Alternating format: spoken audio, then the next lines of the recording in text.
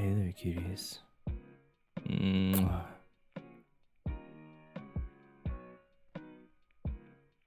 Good morning.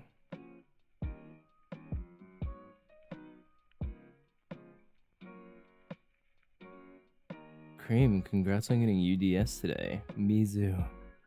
Mwah. Congrats on getting first, bro. It's good to see you. And C, thank you for the tier 2 resub. Tier 2? Oh yeah, I have a tier 2 emote now. So there's actually a good reason to tier 2.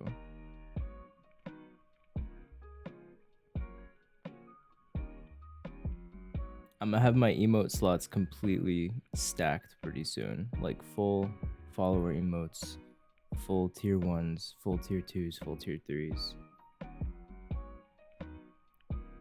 Let me say hi to each of you.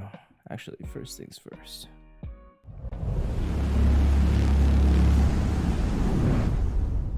Hi.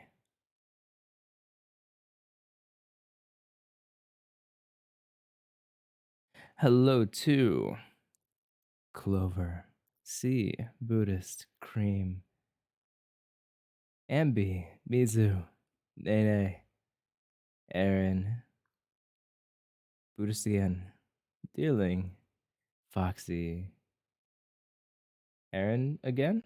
Yeah.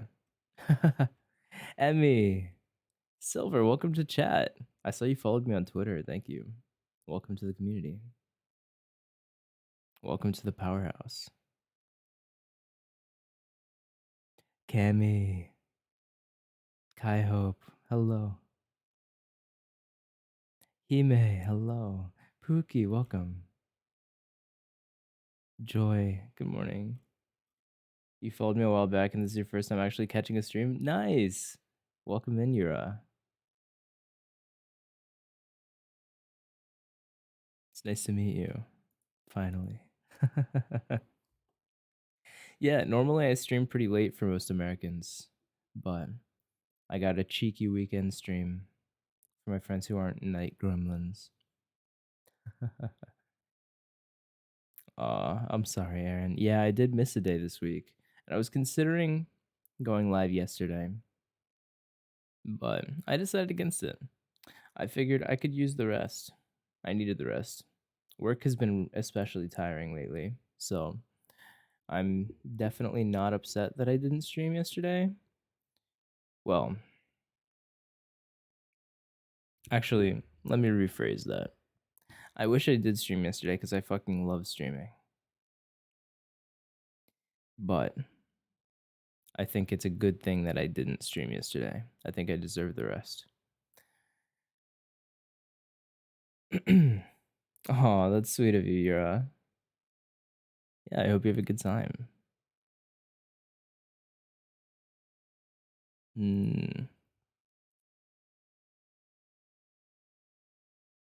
Twitch seems to think that there's 4 people here.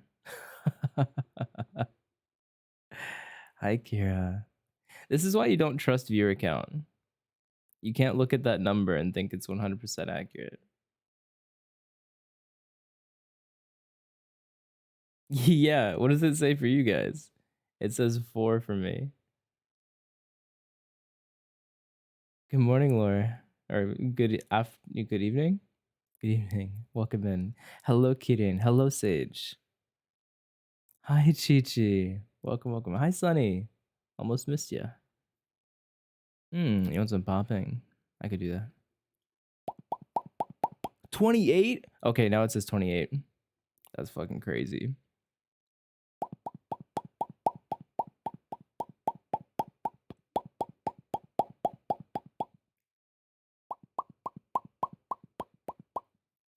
I'll give you some water droplets too.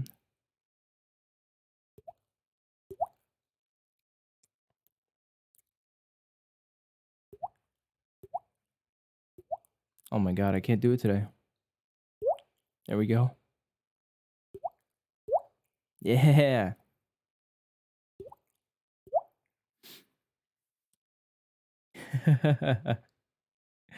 The droppies. Yeah.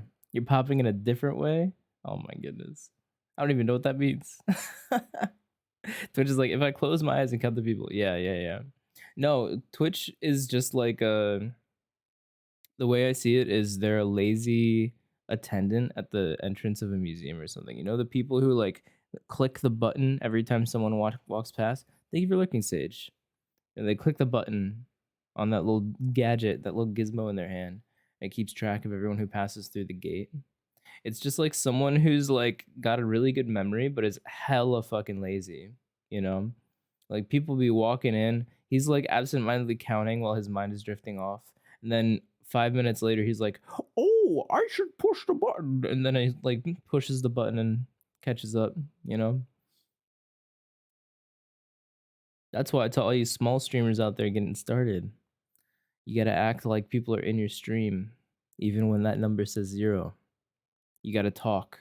You just gotta talk, because by the time that number updates, it says 1, that person already left. They see you playing a game, not talking. They're just gonna be like, okay, bye bye. But that lazy son of a bitch at the gate, keeping track.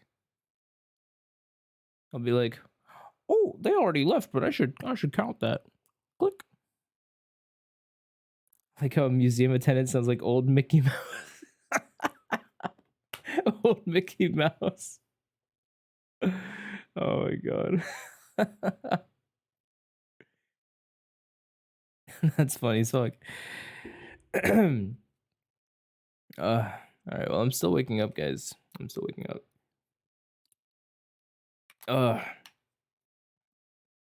I technically woke up like an hour and 10 minutes ago, but I didn't leave bed until like an hour, like 55 minutes ago, 50 minutes ago, and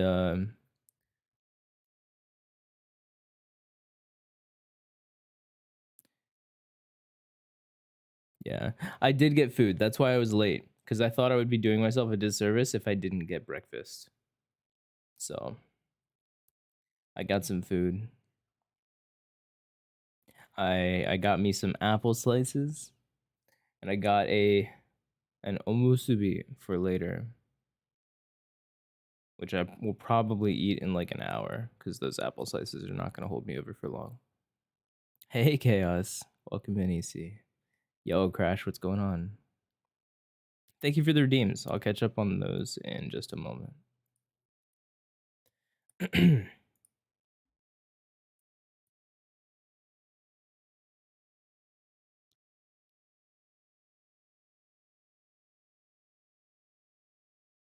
I need to get more art done.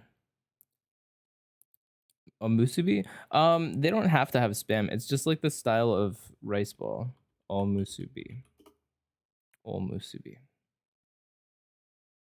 It's got like the honorific little O built into it, like onigiri. The O is like an honorific, but it's like become a permanent part of the word. You don't say it without it. But yeah, the one that I got is tuna mayo. I could take a picture of it if you guys want to see what it looks like. I'll put it in the Discord. You'll get a little bit of thigh as well.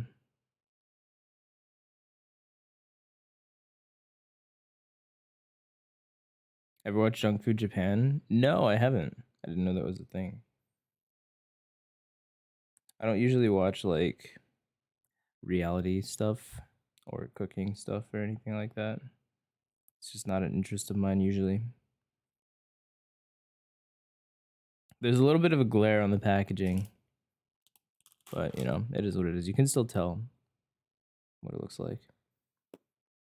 And yeah, there's a little bit of thigh as well. I realized the last time I went live, I did not change my Twitter name. I usually put live in my Twitter name. Y'all are hydrating so much. My goodness. Hello, Adamine. Welcome in. How you doing today?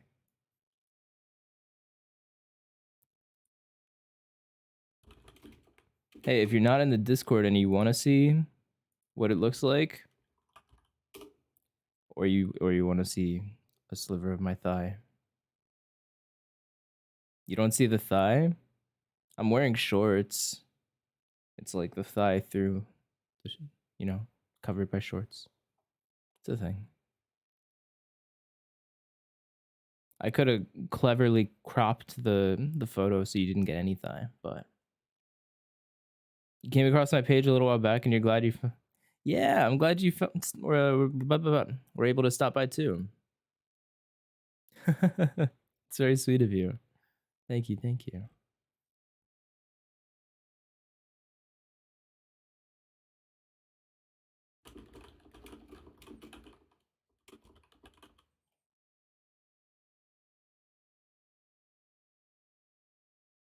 I'm trying to convince my friend Kohi to watch Haikyuu. You're the one who suggested fish sauce. Oh my god. I can't do that. I'm not gonna do that. Yo, you guys are going crazy on the fucking redeems, y'all. I'm gonna catch up in just a moment, okay?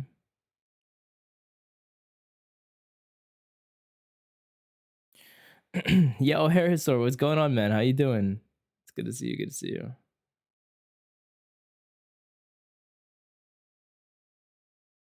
Haikyuu is a good show. It really is. It's in like my top 5 shows of all time. The link is invalid. No. Did we drop from level 3 in Discord? Fuck. Yeah, we need 3 more boosts. That's okay. I'll fix it. I'll fix it. I can fix this. Let me change. Let me get the new invite link.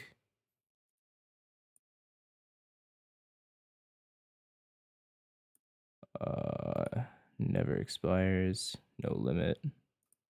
Generate new link. Perfect. Oh.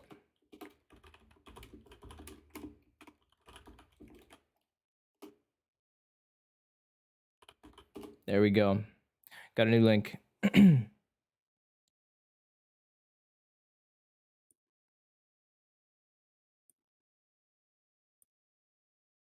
Glad to see you guys in the Discord. Hell yeah.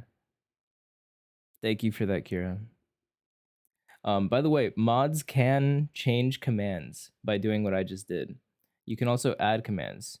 Exclamation mark command, and then you can do edit or add, and then you do the name of the command you're editing or adding. Then you put the text after. Yeah, really nice. Yo, Winnie, welcome in, welcome in.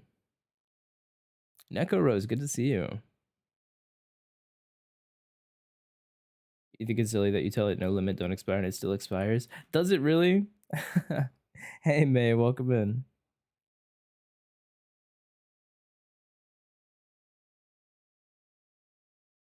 Yeah, likewise, Neko, likewise. All right, I'm gonna hydrate real quick. I'm gonna get these hydrates done. There were what, 3 of them? Because I forgot to open 8 them. I'll take a couple sips. Hey, Hero Bunny. Good morning. Wait, why are you waking up right now? Oh, wait, you're Australian. Of course. Yes, I forgot. Yo, Hayes, what's going on? Welcome in. Look at you, remember to put your... Yeah, I literally... I just said that I needed to do that like 5 minutes ago. I did forget before I like said hello to you guys. I feel like I forget like 2 things at the start of every stream, and it's usually ATOM and Twitter. But sometimes it's going into VC so you guys can see me. What the fuck? Usagi! Thank you so much for the raid, cutie. Welcome in, Raiders. My name is Mido. I'm a villain VTuber. And y'all better be careful. Because once you get caught in my clutches, I'm not going to let you leave so easily. How was your stream?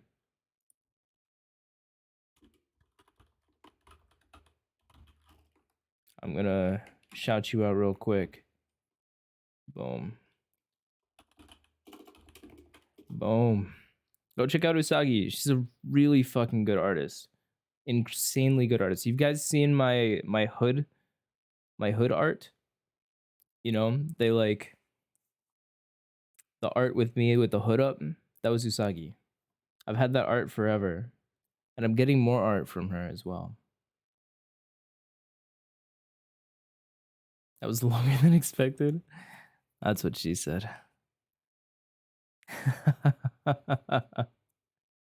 How was your stream? You're playing Monster Hunter Rise? I've never played a Monster Hunter game. I never have.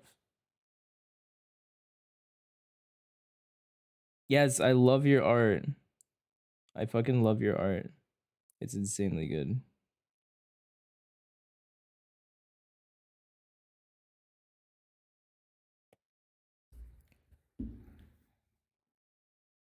Did you guys have fun with Usagi? I don't think I have the art in OBS or else I'd show you. Monster Hunter's a lot of fun. Managed to level up quite a bit. Nice. We love progression. Nice, nice, nice. I'm not being too nice, Usagi. You deserve all the praise. Oh, we have another hydrate. I could do that. I have 3 stretches as well. Jesus. All right, let me do the first one.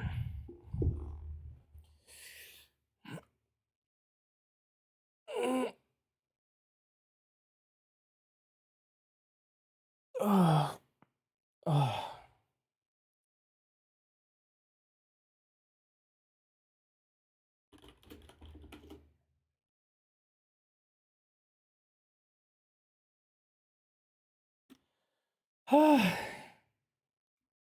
Oh my goodness.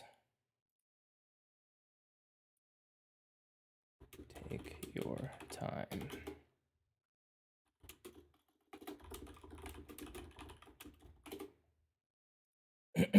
Thanks for lurking, Hayes. I appreciate it.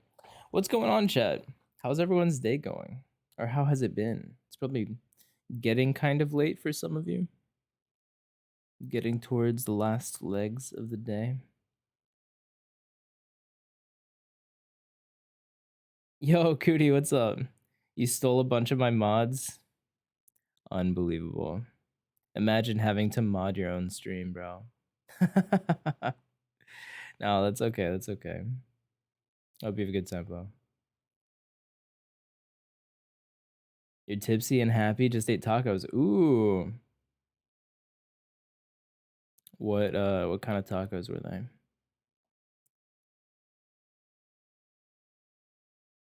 Yeah, please go get rest. Anyone from the raid, if you guys need to get food, get rest, anything at all, please feel free to take care of yourselves. You guys come first. But if you want to hang out, if you want to come back, I would love to have you here. And Usagi, thank you again for the raid. I appreciate it so much.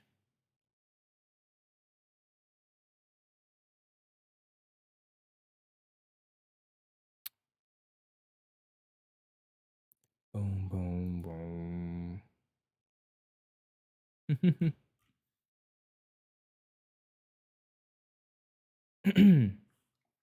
Good morning, Zay. Welcome in, bro. It's good to see you. Boom.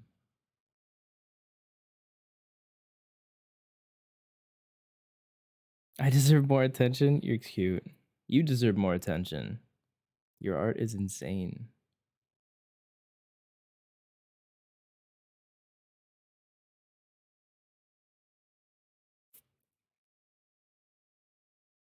Have you ever been mistaken as a girl? You get mistaken sometimes? No. Though when I was in high school, so my voice is a little on the higher side, right? The higher pitch side, which is fine. Like it's not something I'm upset about. I'm not a girl. No, I'm sorry to disappoint. Maybe that's why I've got so much viewership lately. Because people think I'm an e-girl. Just kidding. Just kidding. No. That's not what I actually think, guys. Come on. I don't think okay, we don't have to get into that topic. I don't love the whole like sexism on Twitch thing. E-girl Mito art. I mean, I'm getting cat made Mito art. Speaking of which, I haven't checked on it in a while. The deadline is like the new year. So, yeah, it's not in yet. It's not in yet. With Neko headphones. E-girl Mito art. Oh god. I'm not gonna spend money on that though. If someone wants to draw that, feel free, but that's not coming out of my wallet. Not with the things that I need to pay for. If I get art these days, it's gonna be like good art that I want to use to further my shit, you know?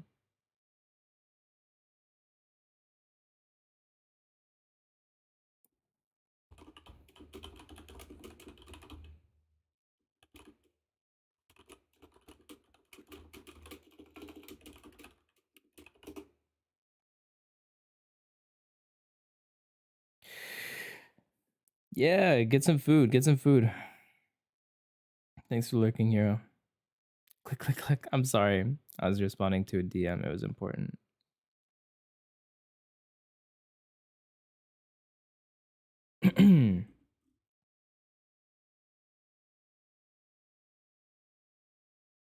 You like stick figures? I got you if yes. That's funny. You like the noise? Adam, thank you for the follow. Welcome to the powerhouse. I'm glad you decided you are enjoying yourself indeed. I'm looking forward to our times together. Click clack ASMR one. I mean, I have a keyboard noises redeem when I do ASMR streams. I mean, I guess today is technically an ASMR stream as well, but it's a little bit different, you know? A little bit different. I'm toying with just eating the omusubi now. Yeah, I'm pretty hungry. I'm gonna do that. You missed it? That's okay. I normally do ASMR streams every week, but this week I didn't because I didn't stream on Tuesday, which is when I normally do ASMR.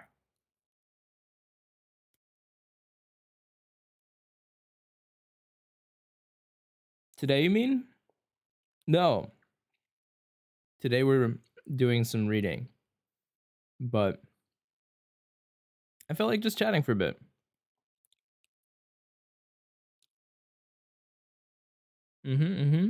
Whoa! I don't mean, you just found me.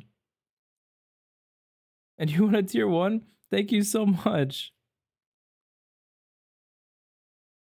You're so sweet. Thank you, thank you. Yo, Conte Goose. Welcome back. It's good to see you, bro. How you doing?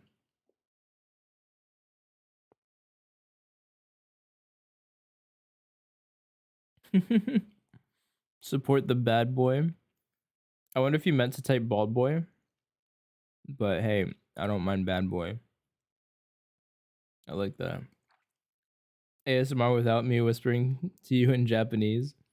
The baldest. True. Don't judge your typing. I'm guessing you're on mobile, you see.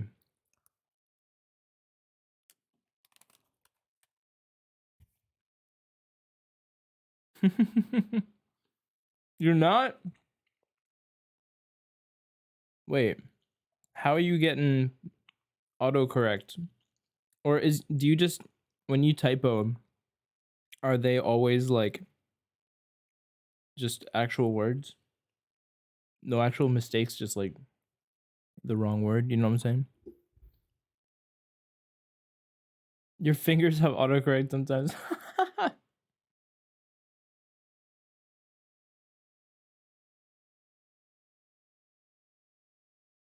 That's fair, that's fair. Did you mean to say bald boy? Or did you mean to say bad boy? Also, what you been drinking?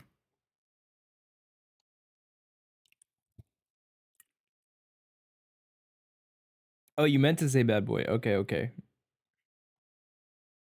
Hey, I don't mind that at all. Dark and stormy, baby. Hey, yo.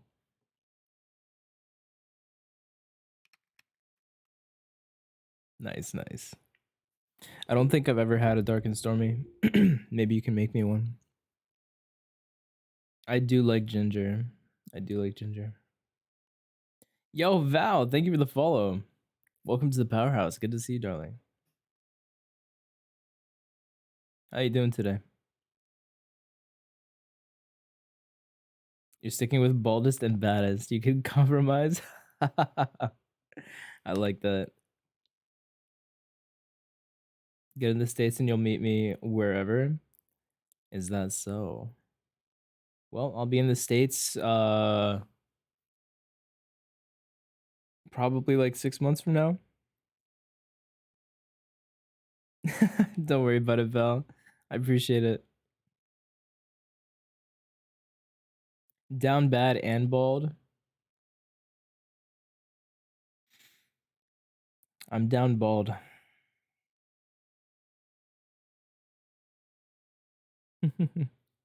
Yo, Jose.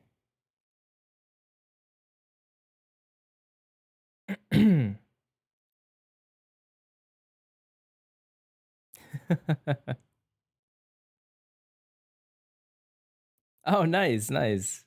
Yeah, apparently I've been getting recommended a little bit. We love to see it.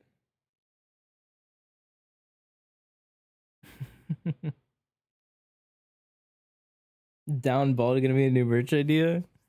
Man, I've not been thinking about merch at all. Actually, that's a lie. Once I get my new character finished with the design, um, I mean, it's probably gonna be fucking expensive, but it's kind of like a fever dream of mine to get like a hoodie or like a techwear jacket based off of my character's design. You know, with like the pattern on the inside of the hood and and all that shit. Hey Poofy, welcome in. The emo's got little hats? Yeah.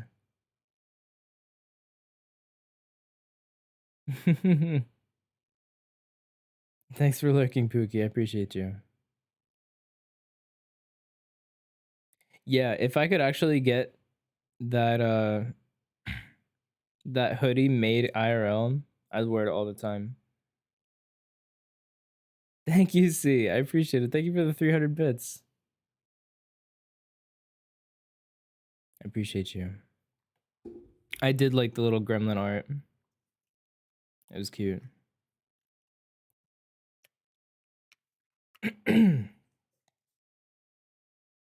Excuse me. Boom, boom, boom. Oh yeah, if you guys want to see the art that C had done for me, um, with me walking my chondrias, it's really cute. Hop in the Discord if you're not there already. It's in the fan art channel.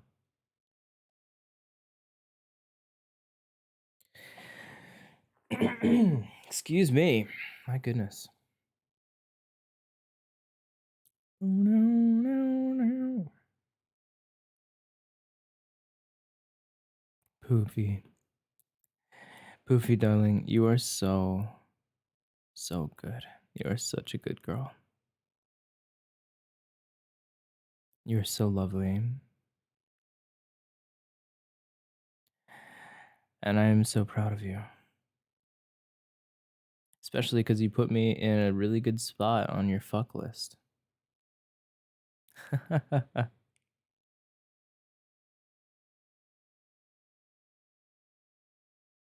I appreciate you, Poofy. It's so freaking adorable. Yeah, it is. It really is. It's very cute.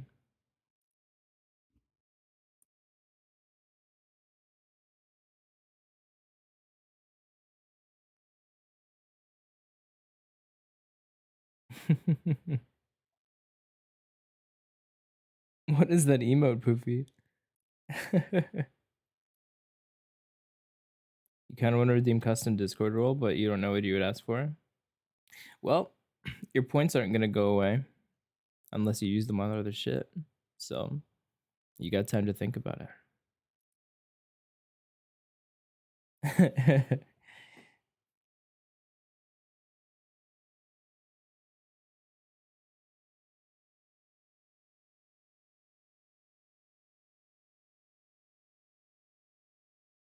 What the fuck? What just happened? Why is that emote called emote and I can't see anything? Is that just me? It's a 7TV emote. What?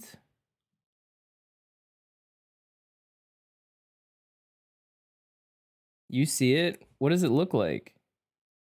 Wait. I have the extension. It just shows like a blank space.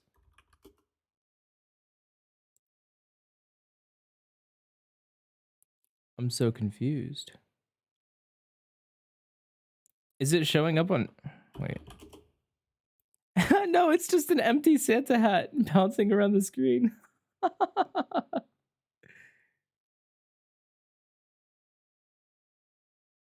Sending me the screenshot? Bet.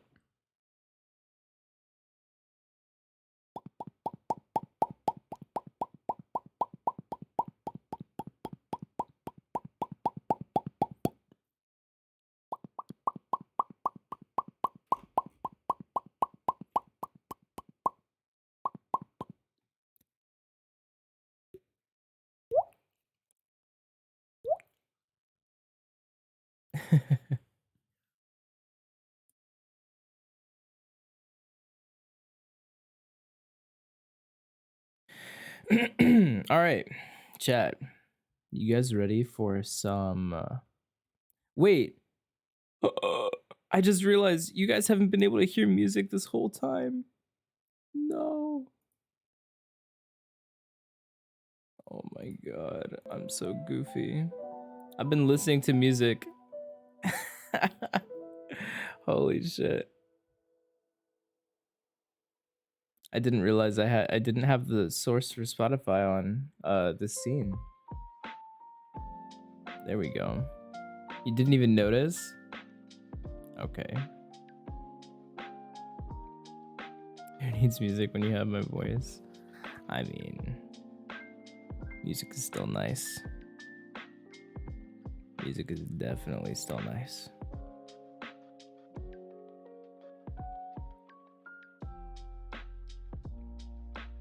That's fair. That's fair.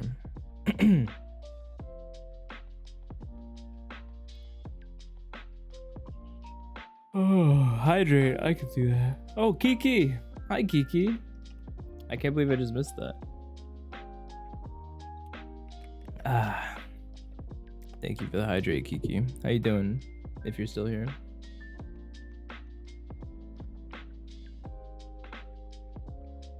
All right, what do we say we get into some reading? Yeah.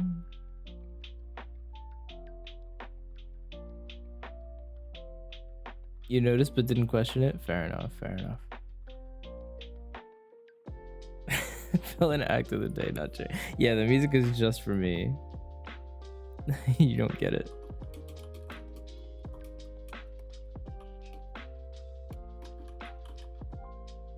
Okay, we're gonna continue Name of the Wind today. Yo, Vashti, what's going on? Welcome, welcome.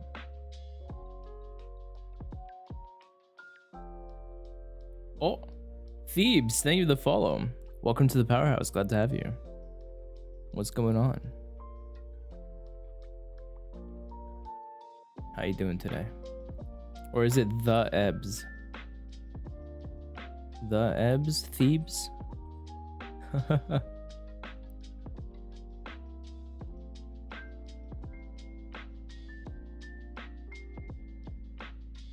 It was an intentional act of evil. I wish it was. I wish it was. That'd be pretty good. All right, let's change our category.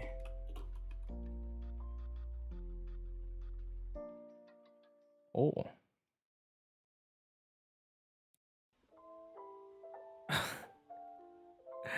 Thank you for being a sweet little Chondria. Thank you so much for the 500 bits. I appreciate it. Vashti, it's your birthday? Happy birthday! I'm so happy for you.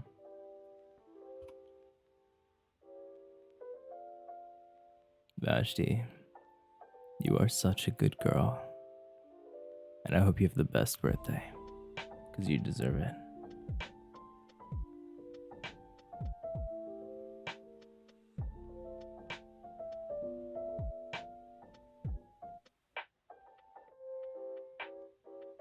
Congrats, congrats.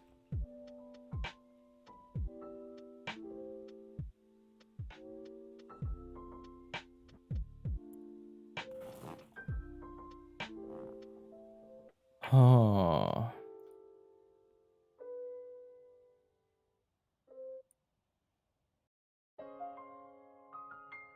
Boom, boom. My voice is immaculate? Thank you. That's very sweet of you. Thank you again for the follow. Alright, what do you guys say we get to this story? Because I fucking love this book and I can't wait to read it.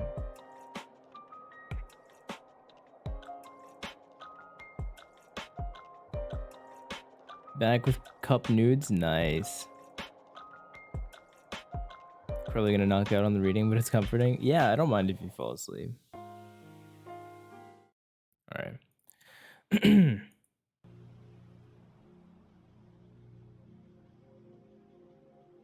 Yeah, get some nice atmospheres going.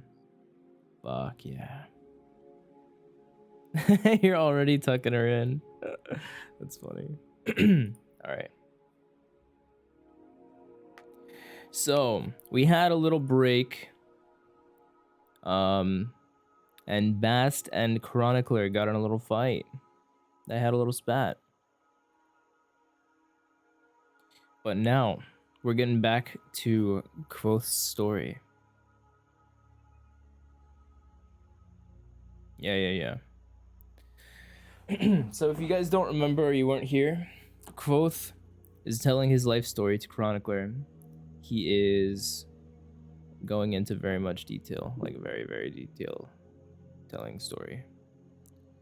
Vanitas, thank you for the head rub. Good luck to you. And welcome in. So now, where we left off, Quoth had met Abinthy, who is an old, what is he? An alchemist, I think, right? So, Quoth has been learning from him all sorts of things. And that's what we're about to get back into.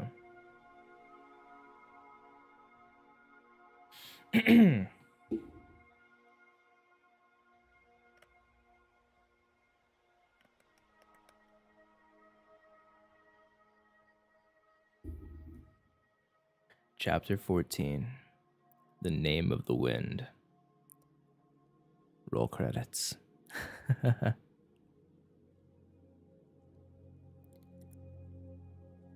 Winter is a slow time of year for a traveling troupe, but Abinthy put it to good use, and finally got around to teaching me sympathy in earnest.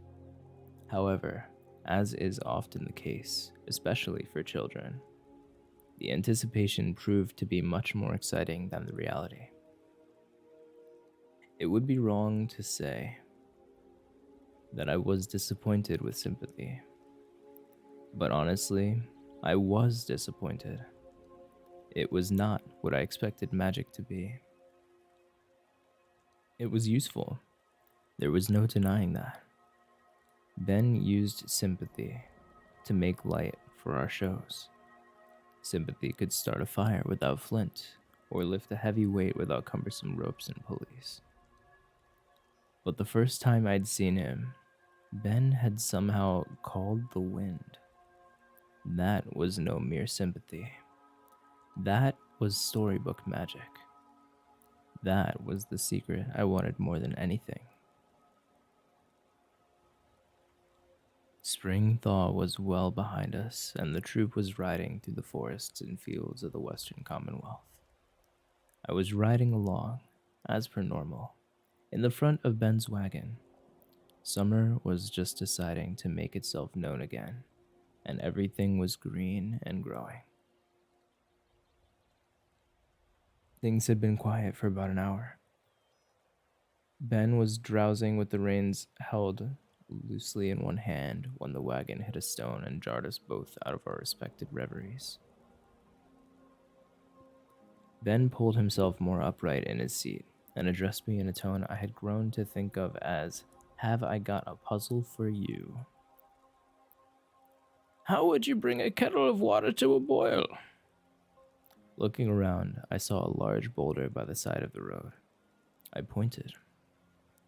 "That stone should be warm from sitting in the sun. I'd bind it to the water in the kettle and use the heat in the stone to bring the water to boil." "Stone to water isn't very efficient," Ben chided me. "Only about 1 part in 15 would end up warming the water." "It would work." "I'll grant you that, but it's sloppy. You can do better, Elir." He then proceeded to shout at Alpha and Beta, a sign that he was in a genuine good mood.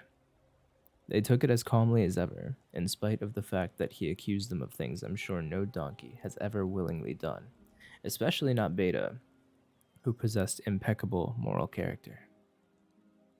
Stopping mid-tirade, he asked, "How would you bring down that bird?" He gestured to a hawk riding the air above a wheat field to the side of the road. "I probably wouldn't. It's done nothing to me." "Hypothetically." "I'm saying that, hypothetically, I wouldn't do it." Ben chuckled. "Point made, Elir. Precisely how wouldn't you do it? Details, please." "I'd get Terran to shoot it down." He nodded thoughtfully. "Good, good. However, it is a matter between you and the bird. That hawk," he gestured indignantly, "has said something uncouth about your mother." Welcome in, Voidstar. "Ah, then my honor demands I defend her good name myself." "Indeed it does." "Do I have a feather?" "No." "Telu hold and..." I bit off the rest of what I was going to say at his disapproving look. "You never make it easy, do you?" "Oh, you never make it easy, do you?" "It's an annoying habit I picked up from a student who is too clever for his own good." He smiled.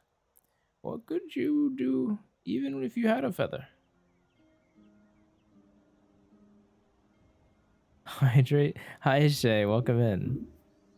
You realize you just spent 1,600 points for me to take a sip of water, right? Thank you, thank you. "I'd bind it to the bird and lather it with lye soap." Ben furrowed his brow, such as it was. "What kind of binding?" "Chemical. Probably second catalytic." A thoughtful pause. "Second catalytic." He scratched at his chin. "To dissolve the oil that makes the feather smooth?" I nodded. He looked up at the bird. "I've never thought of that," he said with a kind of quiet admiration. I took it as a compliment. "Nevertheless," he looked back to me, "you have no feather. How do you bring it down?" I thought for several minutes, but couldn't think of anything. I decided to try and turn this into a different sort of lesson. "I would," I said casually, "simply call the wind and make it strike the bird from the sky." Ben gave me a calculating look that told me he knew exactly what I was up to.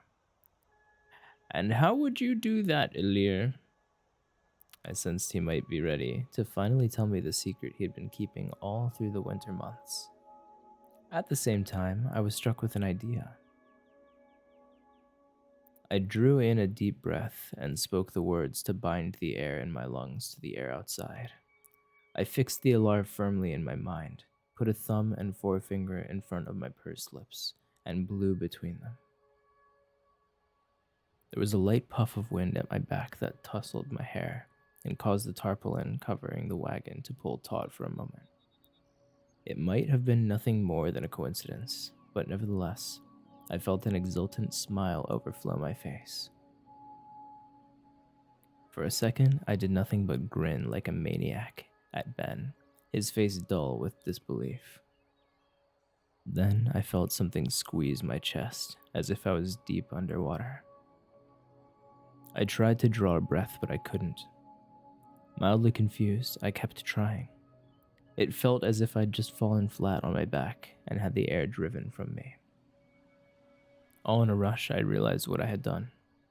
My body exploded into a cold sweat, and I grabbed frantically at Ben's shirt, pointing at my chest, my neck, my open mouth. Ben's face turned from shocked to ashen as he looked at me. I realized how still everything was. Not a blade of grass was stirring. Even the sound of the wagon seemed muted, as if far off in the distance. Terror screamed through my mind, drowning out any thought. I began to claw at my throat, ripping my shirt open. My heart thundered through the ringing in my ears. Pain stabbed through my straining chest as I gaped for air. Moving more quickly than I had ever seen before, Ben grabbed me by the tatters of my shirt and sprang from the seat of the wagon. Landing in the grass by the side of the road, he dashed me to the ground with such force that, if I'd had any air in my lungs, it would have been driven out of me. Tears streaked my face as I thrashed blindly. I knew that I was going to die. My eyes felt hot and red. I raked madly at the earth with hands that were numb and cold as ice. I was aware of someone shouting, but it seemed very far away. Ben kneeled above me, but the sky was getting dim behind him. He seemed almost distracted, as if he were listening to something I couldn't hear. Then he looked at me. All I remember were his eyes. They seemed far away and filled with a terrible power, dispassionate and cold. He looked at me. His mouth moved. He called the wind. A leaf in lightning. I shook, and the thunderclap was black.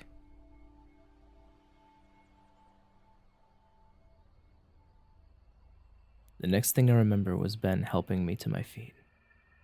I was dimly aware of the other wagons stopping and curious faces peering at us. My mother came away from our wagon, and Ben met her halfway, chuckling and saying something reassuring. I couldn't make out the words as I was focused on breathing deep in and out. The other wagons trundled on, and I followed Ben mutely back to his wagon. He made a show of puttering around, checking the cords that held the tarpaulin tight. I collected my wits and was helping as best I could when the final wagon in the troop passed us. When I looked up, Ben's eyes were furious. "What were you thinking?" he hissed. "Well, what were you thinking?" I'd never seen him like this before, his whole body drawn up in a tight knot of anger. He was shaking with it. He drew back his arm to strike me, then stopped. After a moment, his hand fell to his side. Moving methodically, he checked the last couple of ropes and climbed back onto the wagon. Not knowing what else to do, I followed him. Ben twitched the reins, and Alpha and Beta tugged the wagon into motion. We were last in line now. Ben stared straight ahead. I fingered the torn front of my shirt. It was tensely silent. In hindsight, what I had done was glaringly stupid. When I bound my breath to the air outside, it made it impossible for me to breathe. My lungs weren't strong enough to move that much air. I would have needed a chest like an iron bellows. I would have had as much luck trying to drink a river or lift a mountain. We rode for about 2 hours in an uncomfortable silence. The sun was brushing the tops of the trees when Ben finally drew in a deep breath and let out an explosive sigh. He handed me the reins. When I looked back at him, I realized for the first time how old he was. I had always known he was nearing his 3rd score of years, but I'd never seen him look it before. "I lied to your mother back there, Quoth. She saw the end of what happened and was worried about you." His eyes didn't move from the wagon ahead of ours as he spoke. I told her we were working on something for a performance. She's a good woman. She deserves better than lies. We rode on in an endless agony of silence, but it was still a few hours before sunset when I heard voices calling, Greystone! Down the line. The bump of our wagon turning onto the grass jostled Ben from his brooding. He looked around and saw the sun was still in the sky. Why are we stopping so early? Tree across the road? Greystone. I gestured up ahead to the slab of stone that loomed over the tops of the wagons ahead of us. What? Every once in a while we run across one by the road. I gestured again to the greystone peering over the tops of smaller trees by the roadside. Like most greystones, it was a crudely hewn rectangle about a dozen feet tall. The wagons gathering around it seemed rather insubstantial compared to the stone's solid presence. I've heard them called standing stones, but I've seen a lot of them that weren't standing, just lying on their sides. We always stop for the day when we find one, unless we're in a terrible hurry. I stopped, realizing I was babbling.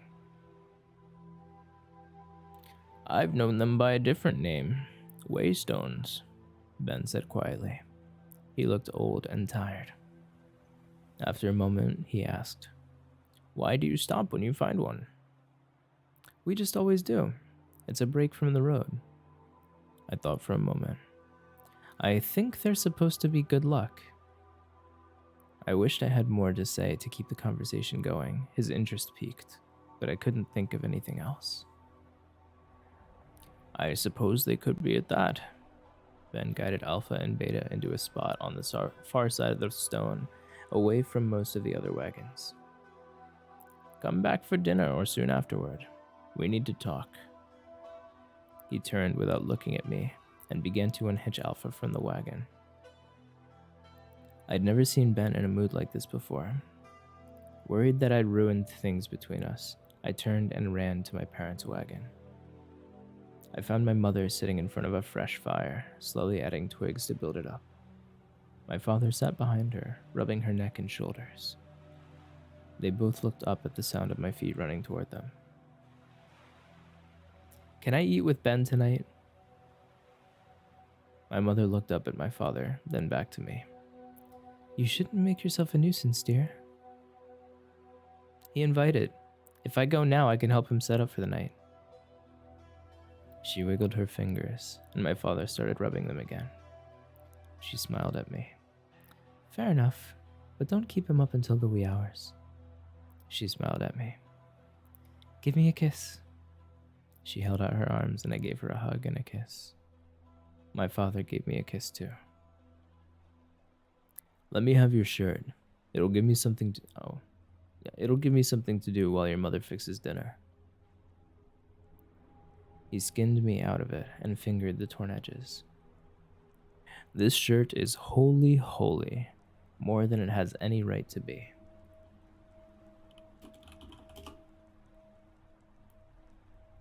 I started to stammer out an explanation, but he waved it aside. I know. It was all for the greater good. Try to be more careful, or I'll make you sew it yourself. There's a fresh one in your trunk. Bring me needle and thread while you're in there, if you'd be so kind. I made a dash into the back of the wagon and drew on a fresh shirt. While I rummaged around for a needle and thread, I heard my mother singing. In evening, when the sun is setting fast, I'll watch you from high above, or I'll watch for you from high above. The time for your return is long since past, but mine is ever faithful love. My father answered, In evening, when the light is dying, my feet at last are homeward turning. The wind is through the willows sighing. Please keep the hearth fire burning. When I came out of the wagon, he had her in a dramatic dip and was giving her a kiss. I set the needle and thread next to my shirt and waited.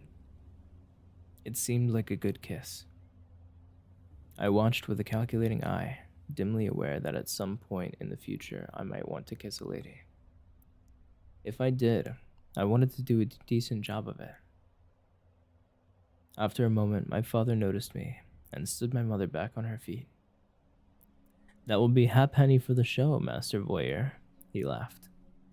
What are you still here for, boy? I'll bet you the same halfpenny that a question slowed you down. Why do we stop for the Greystones? Tradition, my boy, he said grandly, throwing his arms wide.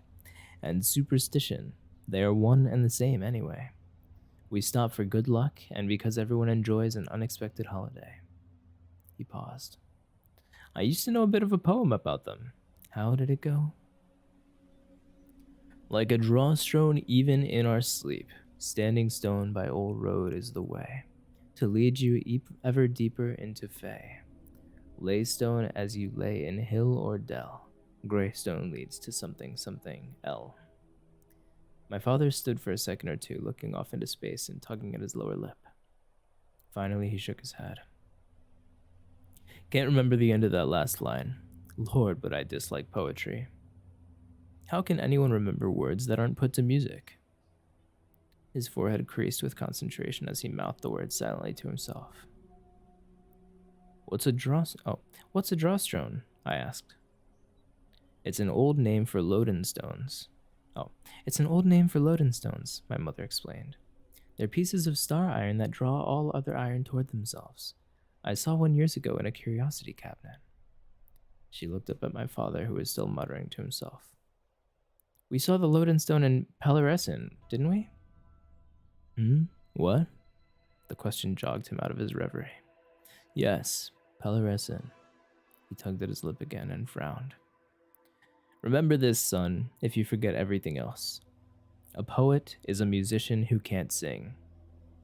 Words have to find a man's mind before they can touch his heart, and some men's minds are woefully small targets.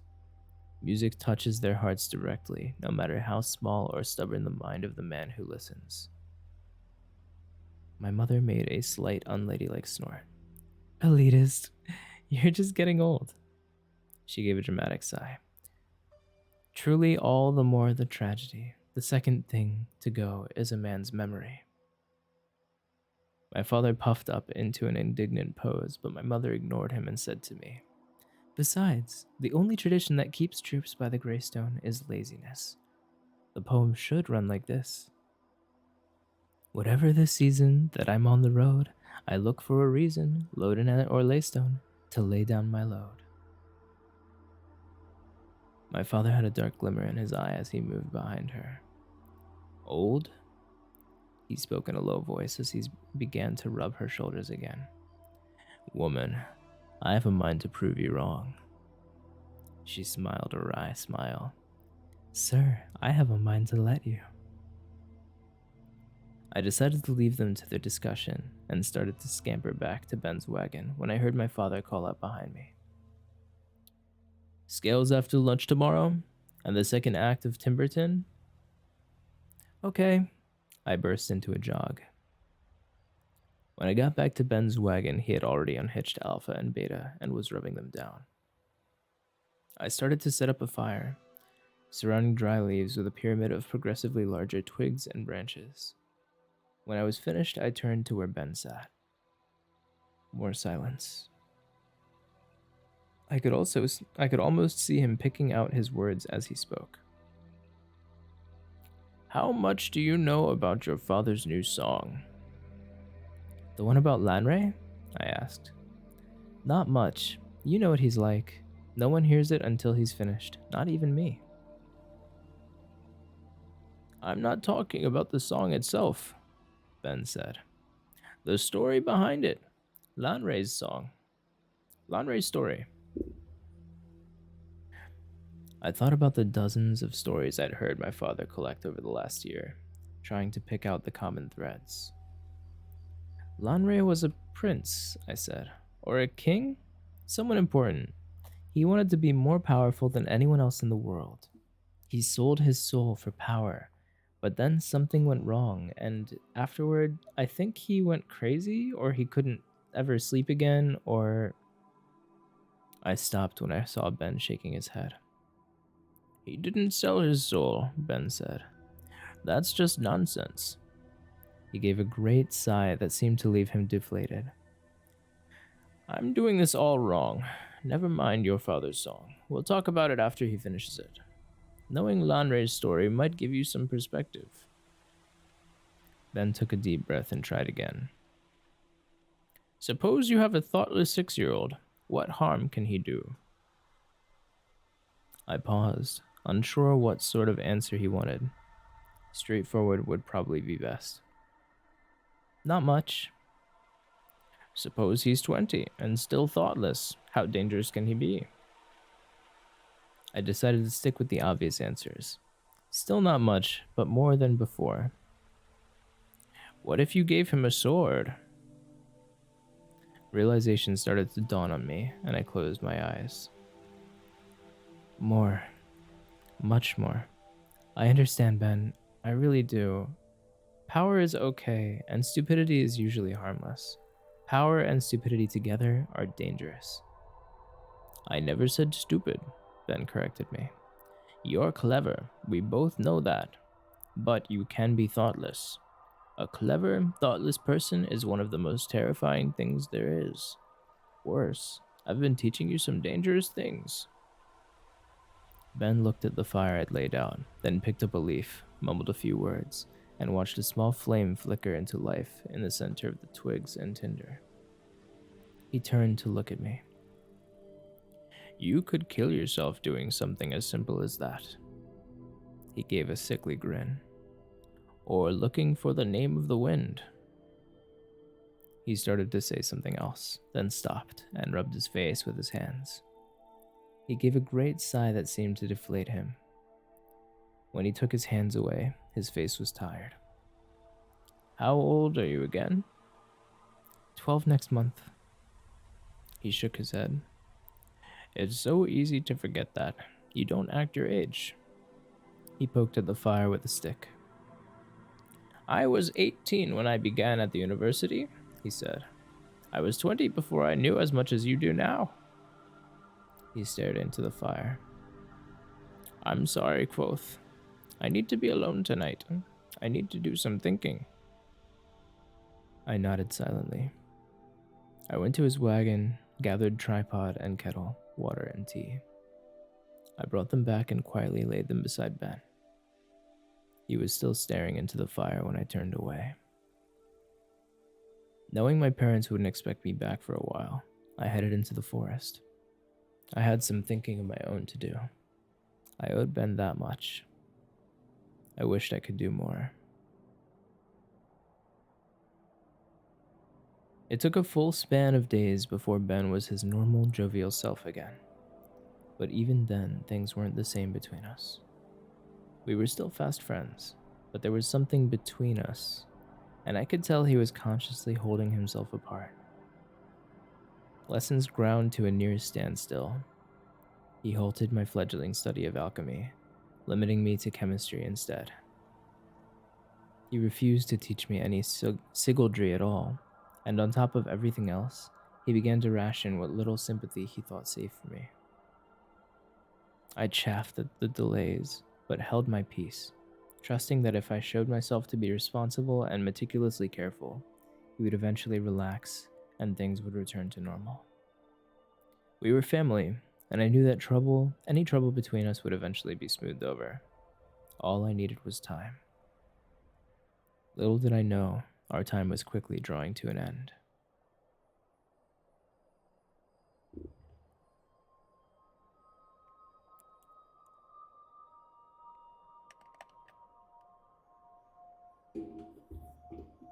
Chapter 15. Distractions and farewells.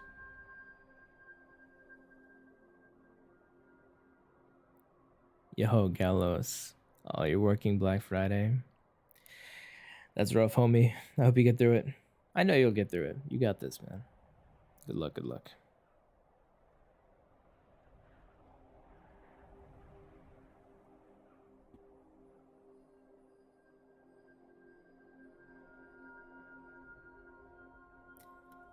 The town was called Hollowfell. We stopped for a handful of days because there was a good wainwright there, and nearly all our wagons needed tending or mending of some sort. While we were waiting, Ben got the offer he couldn't refuse. She was a widow, fairly wealthy, fairly young, and to my inexperienced eyes, fairly attractive. The official story was that she needed someone to tutor her young son. However, anyone who saw the two of them walking together knew the truth behind that story. She had been the brewer's wife, but he had drowned 2 years ago. She was trying to run the brewery as best she could, but she didn't really have the know-how to do a good job of it.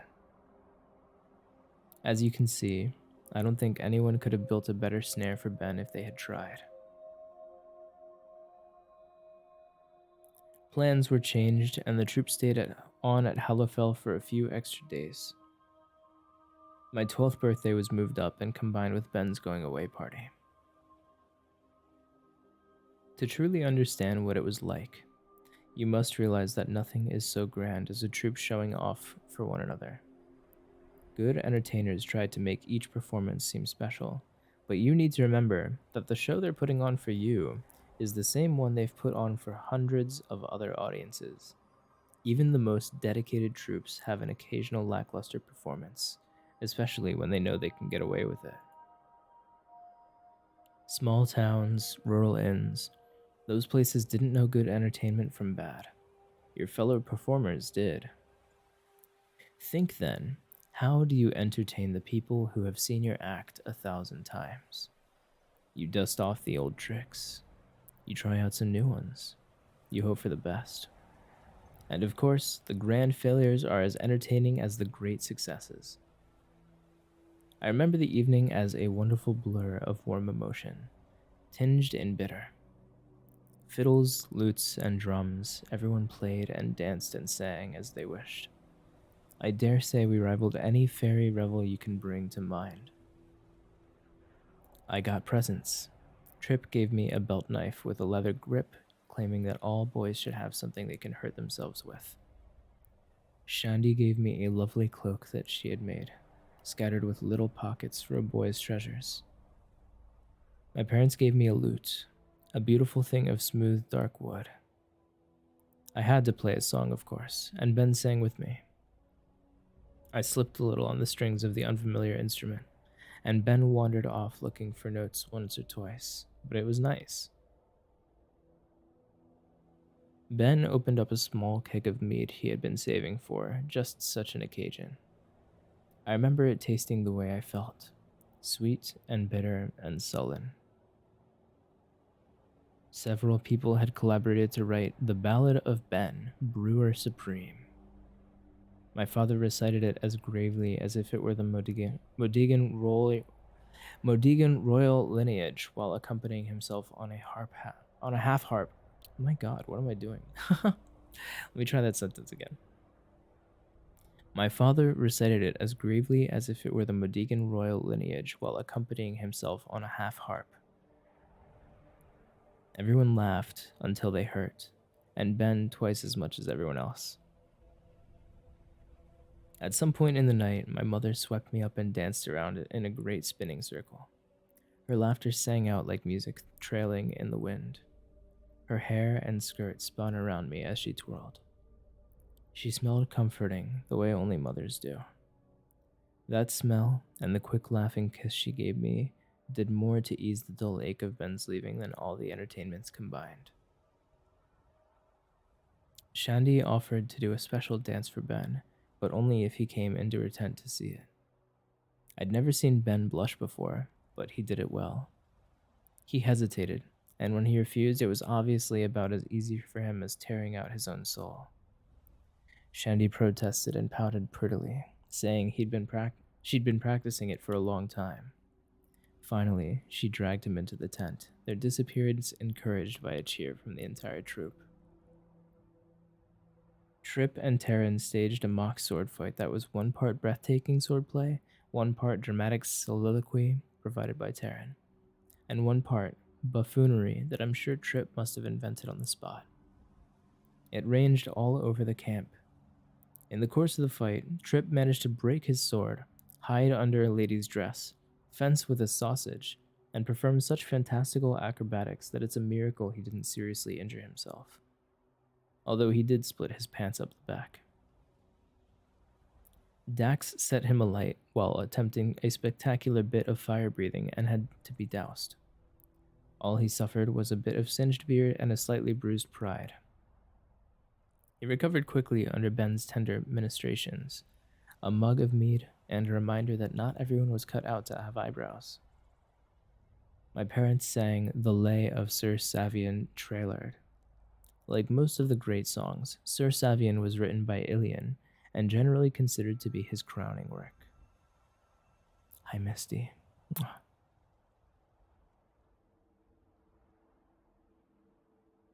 You like that, Void Star? Yeah, that's what I call you guys. I'm Mito, and you're Micondrius. And together we make the powerhouse.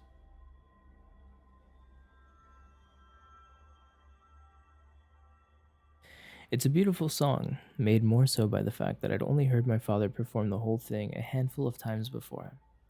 It's hellishly complex, and my father was probably the only one in the troupe who could do it justice. Though he didn't particularly show it, I knew it was taxing even for him. My mother sang the counter harmony, her voice soft and lilting. Even the fire seemed subdued when they took a breath. I felt my heart lift and dive. I wept as much for the glory of two voices so perfectly enmeshed as for the tragedy of the song. Yes, I cried at the end of it. I did then, and I have every time since. Even a reading of the story aloud will bring tears to my eyes. In my opinion, anyone who isn't moved by it is less than human inside.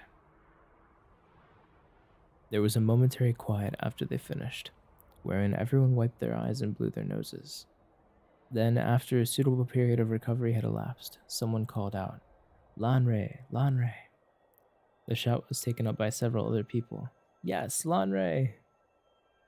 My father gave a wry smile and shook his head. He never performed any part of a song until it was finished. "Come on, Arl," Shandy called out. "You've been stewing it long enough.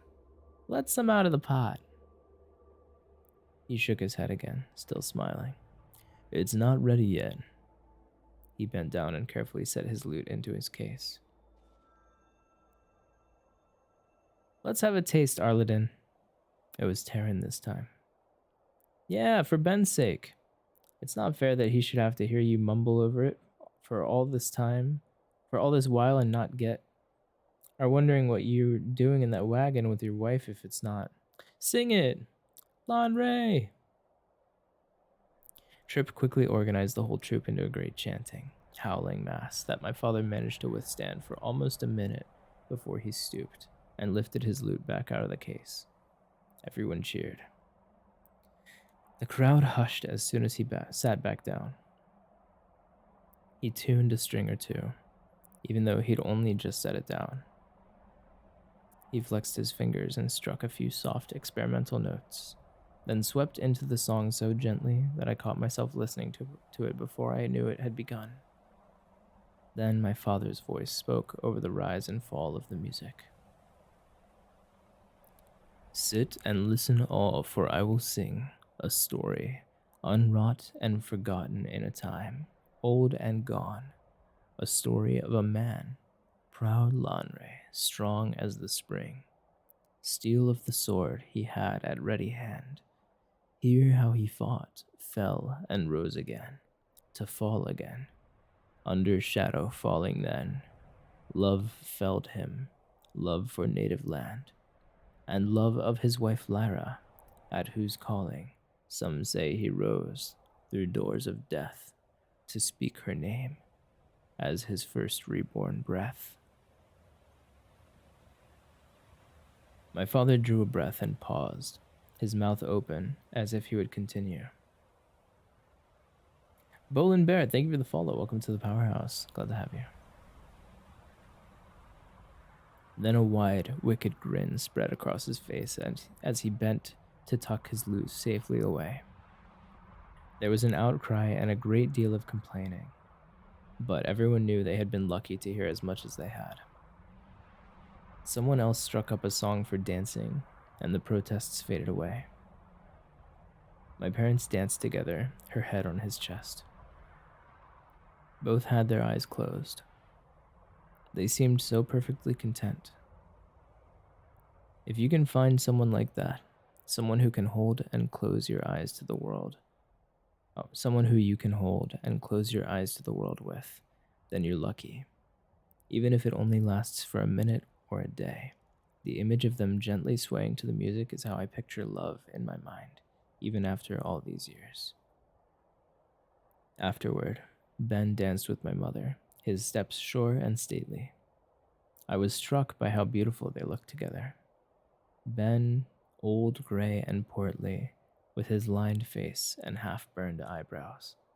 My mother, slender, fresh, and bright, pale and smooth skinned in the firelight.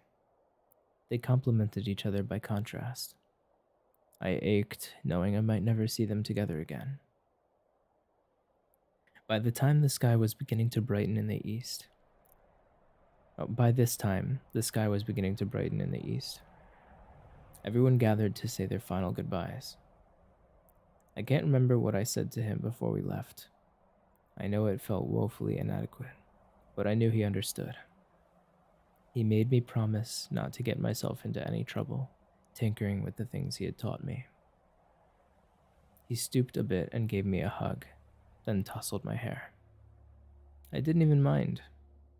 In semi-retaliation, I tried to smooth out his eyebrows, something I'd always wanted to try. His expression was marvelous in his surprise. He gathered me into another hug, then he stepped away.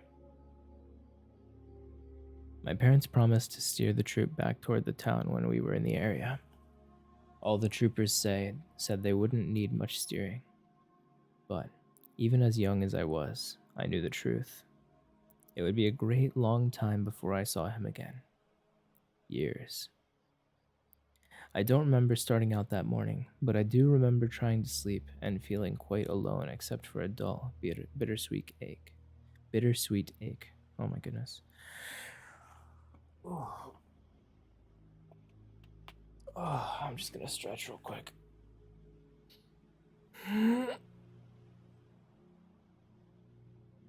Oh.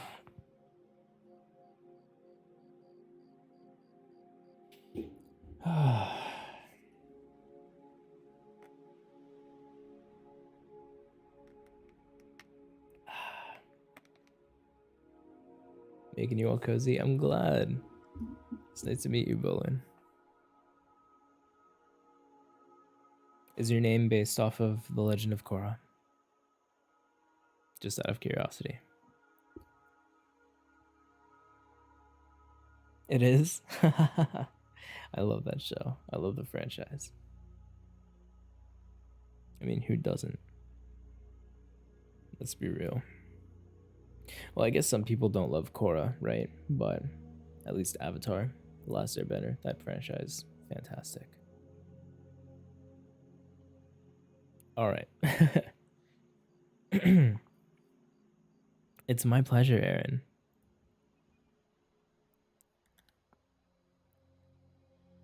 When I awoke later in the afternoon, I found a package resting next to me. Wrapped in sackcloth and tied with twine, there was a bright piece of paper with my name fixed to the top, waving in the wind like a little flag. Unwrapping it, I recognized the book's binding. It was Rhetoric and Logic, the book Ben had used to teach me argument. Out of his small library of a dozen books, it was the only one I hadn't read from cover to cover.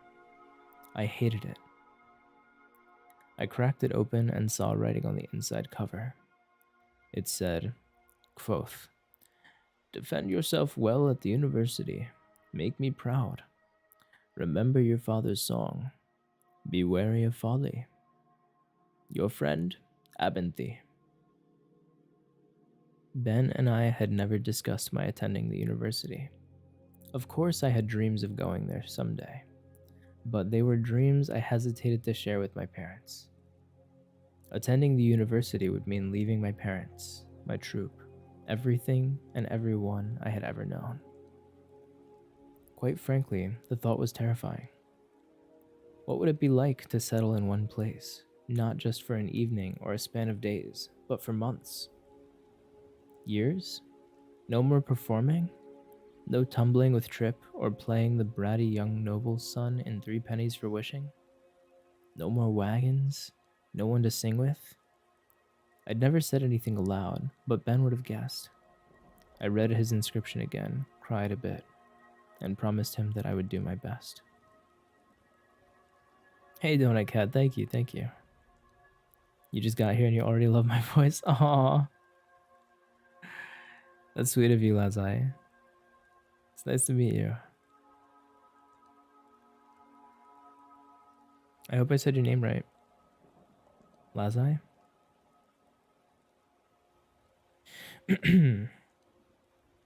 Chapter 16. Hope.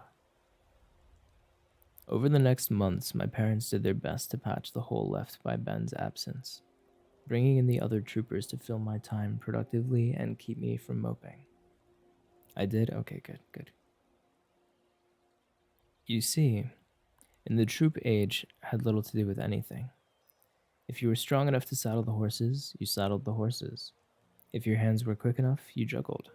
If you were clean shaven and fit the dress, you played Lady Rathiel in The Swineherd and the Nightingale. Things were generally as simple as that. So Trip taught me how to jape and tumble. Shandy walked me through the courtly dances of a half-dozen countries. Taran measured me against the hilt of his sword and judged that I had grown tall enough to begin the basics of swordplay. Not enough to actually fight, he stressed, but enough so I could make a good show of it on stage. The roads were good this time of year, so we made excellent time traveling north through the Commonwealth. 15, 20 miles a day as we searched out new towns to play. With Ben gone, I rode with my father more often, and he began my formal training for the stage. I already knew a great deal, of course, but what I had picked up was an undisciplined hodgepodge. My father systematically went about showing me the true mechanics of the actor's trade. How slight changes in accent or posture make a man seem oafish, or sly, or silly. Hey, Kiki. I am having a good time. Thank you. Lastly, my mother began teaching me how to comport myself in polite society. I knew a little from our infrequent stays with Baron Greyfellow, and thought I was quite genteel enough without having to memorize forms of address, table manners, and the elaborate snarled rankings of the peerage. Eventually, I told my mother exactly that. Who cares if a Modigan Viscount outranks a vintage Sparthane? I protested. And who cares if one is your grace and the other is my lord? They care, my mother said firmly. If you perform for them, you need to conduct yourself with dignity and learn to keep your elbow out of the soup.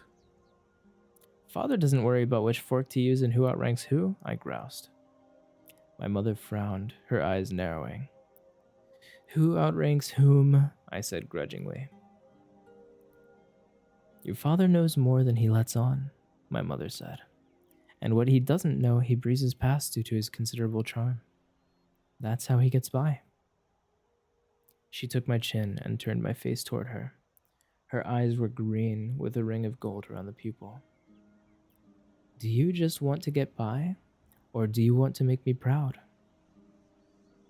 There was only one answer to that. Once I knuckled down to learn it, it was just another type of acting, another script. My mother made rhymes to help me remember the more nonsensical elements of etiquette, and together we wrote a dirty little song called The Pontifex Always Ranks Under a Queen. We laughed over it for a solid month, and she strictly forbade me to sing it to my father, lest he play it in front of the wrong people someday and get us all into serious trouble. Tree! The shout came faintly down the line. Three-weight oak! My father stopped in the middle of the monologue he had been reciting for me and gave an irritated sigh. That'll be as far as we get today, then, he grumbled, looking up at the sky. Are we stopping? My mother called from inside of the wagon. Another tree across the road, I explained. I swear, my father said, steering the wagon to clear space at the side of the road. Is this the King's Road or isn't it? You'd think we were the only people on it. How long ago was that storm? 2 span? Not quite, I said. 16 days. And trees still blocking the road. I've in mind to send the consulate a bill for every tree we've had to cut and drag out of the way. This will put us another 3 hours behind schedule.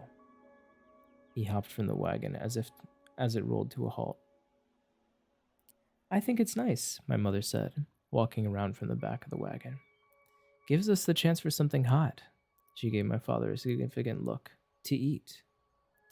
It gets frustrating to making do with whatever you can grab at the end of the day. A body wants more. My father's mood seemed to temper considerably. There is that, he said. Sweet? My mother called to me. Do you think you could find me some wild sage? I don't know if it grows around here, I said with a proper amount of uncertainty in my voice. No harm in looking, she said sensibly. She looked at my father from the corner of her eye. If you can find enough, bring back an armload. We'll dry it for later. Hi, Evelyn. Welcome in. Typically, whether or not I found what I was looking for didn't matter very much.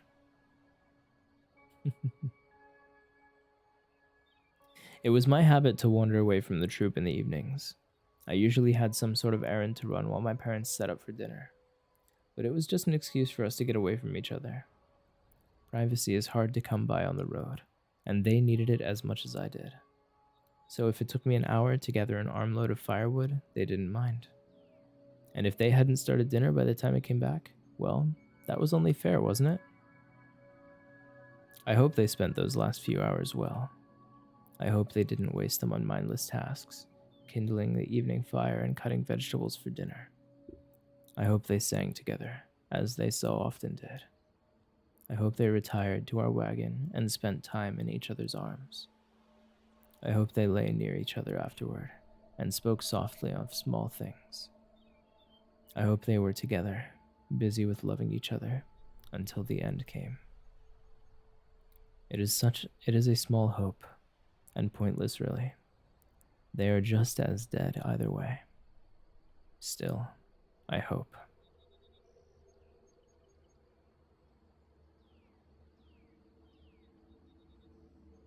Let us pass over the time I spent alone in the woods that evening, playing games that children invent to amuse themselves. The last carefree hours of my life, the last moments of my childhood.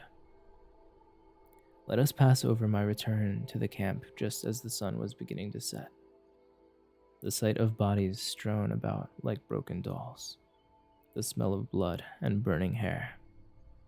How I wandered aimlessly about, too disoriented for proper panic, numb with shock and dread.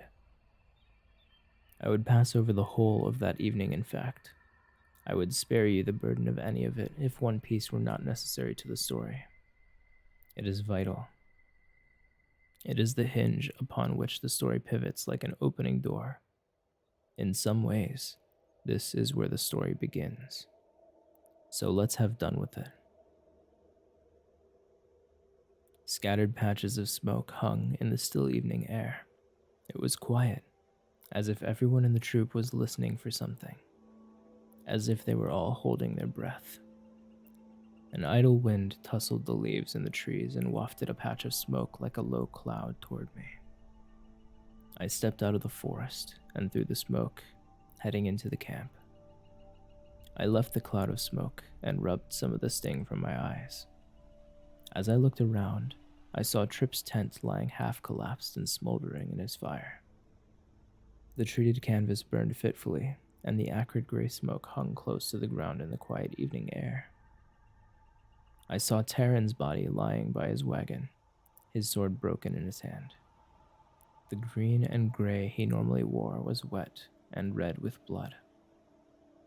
One of his legs was twisted unnaturally, and the splintered bone showing through the skin was very, very white. I stood, unable to look away from Taryn, the gray shirt, the red blood, the white bone. I stared as if it were a diagram in a book I was trying to understand.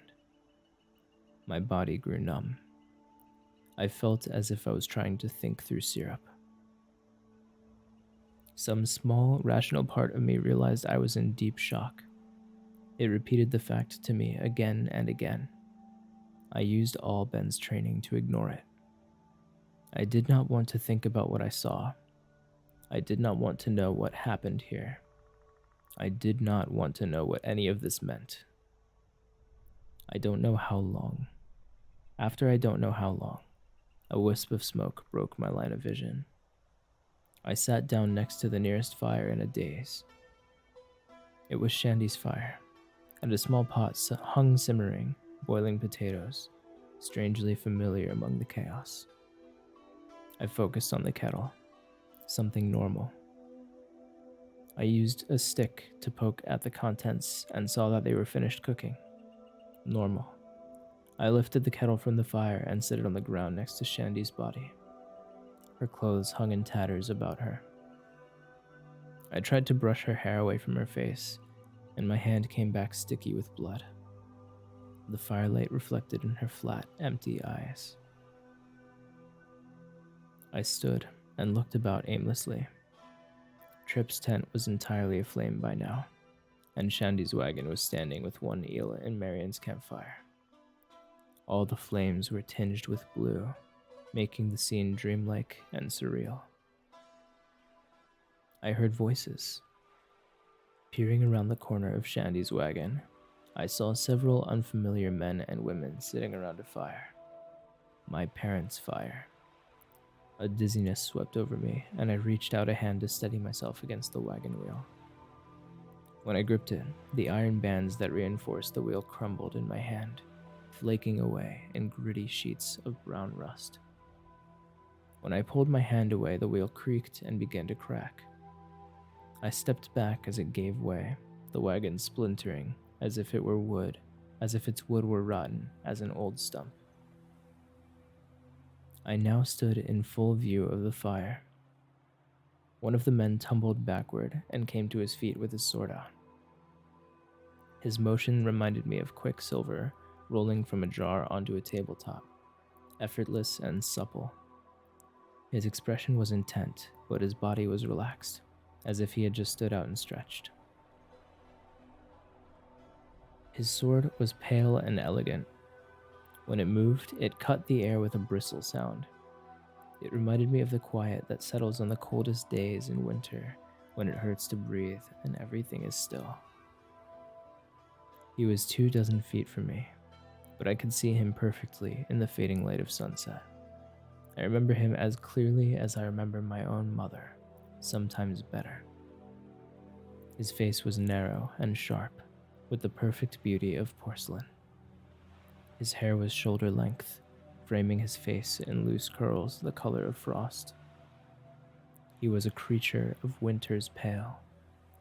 Everything about him was cold and sharp and white. Except his eyes.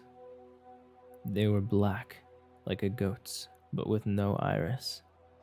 His eyes were like his sword, and neither one reflected the light of the fire or the setting sun. He relaxed when he saw me. He dropped the tip of his sword and smiled with perfect ivory teeth. It was the expression a nightmare wore. I felt a stab of feeling penetrate the confusion I clutched around me like a thick protective blanket. Something put both its hands deep into my chest and clutched. It may have been the first time in my life I was ever truly afraid. Back by the fire, a bald man with a grayed beard chuckled. Looks like we missed a little rabbit. Careful, Cinder. His teeth may be sharp.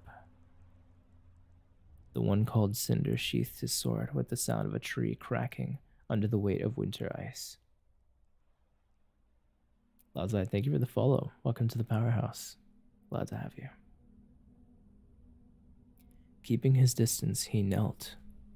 Again, I was reminded of the way Mercury moved.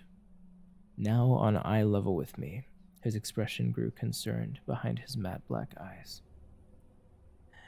What's your name, boy? I stood there, mute, frozen as a startled fawn. Cinder sighed and dropped his gaze to the ground for a moment. When he looked back up at me, I saw pity staring at me with hollow eyes. Young man, he said, wherever are your parents? He held my gaze for a moment, and then looked over his shoulder back toward the fire where the others sat. Does anyone know where his parents are? Some of them smiled, hard and brittle, as if enjoying a particularly good joke. One or two of them laughed aloud. Cinder turned back to me, and the pity fell away like a cracked mask, leaving only the nightmare smile upon his face.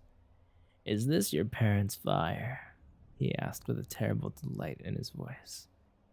I nodded numbly. His smile slowly faded. Expressionless, he looked deep into me. His voice was quiet, cold, and sharp. Someone's parents, he said, have been singing entirely the wrong sort of songs. Cinder. A cool voice came from the direction of the fire. His black eyes narrowed in irritation. What? He hissed. You are approaching my displeasure. This one has done nothing. Send him to the soft and painless blanket of his sleep. The cool voice caught slightly on the last word, as if it were difficult to say. The voice came from a man who sat apart from the rest, wrapped in shadow at the edge of the fire. Though the sky was still bright with sunset and nothing stood between the fire and where he sat, shadow pooled around him like thick oil. The fire snapped and danced, lively and warm, tinged with blue, but no flicker of its light came close to him. The shadow gathered thicker around his head. I could catch a glimpse of a deep cowl, like some priests wear, but underneath the shadows were so deep. It was like looking down a well at midnight. Cinder glanced briefly at the shadowed man, then turned away. You are as good as a watcher, Haliax, he snapped. And you seem to forget our purpose, the dark man said, his cool voice sharpening. Or does your purpose simply differ from my own? The last words were spoken carefully, as if they held special significance. Hey, Fall, welcome. Cinder's arrogance left him in a second, like water poured from a bucket. No, he said, turning back toward the fire. No, certainly not. That is good. I hate to think of our long acquaintance coming to an end. As do I. Refresh me again as to our relationship, Cinder, the shadowed man said, a deep sliver of anger running through his patient tone. I am in your service, Cinder made a placating gesture. You are a tool in my hand, the shadowed man interrupted gently. Nothing more. A hint of defiance touched Cinder's expression. He paused. The soft voice went as hard as a rod of Ramsden steel. Ferula. Cinder's quicksilver grace disappeared. He staggered, his body suddenly rigid with pain. You are a tool in my hand, the cool voice repeated. Say it. Cinder's jaw clenched angrily for a moment. Then he convulsed and cried out, sounding more like a wounded animal than a man. I am a tool in your hand, he gasped. Lord Haliax. Lord Haliax. I am a tool in your hand, Lord Haliax, Cinder amended as he crumpled, trembling to his knees. Renry. Thank you so much for the 2-month resub. I appreciate it. Whoop whoop. Thank you, sweetheart. How you doing today? Are you finished with your exams or do you still have more? You should have already had the first at the very least, right?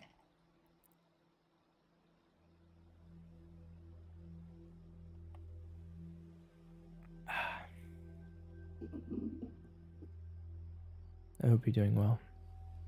Just one more exam. Nice. I'm proud of you. You got this.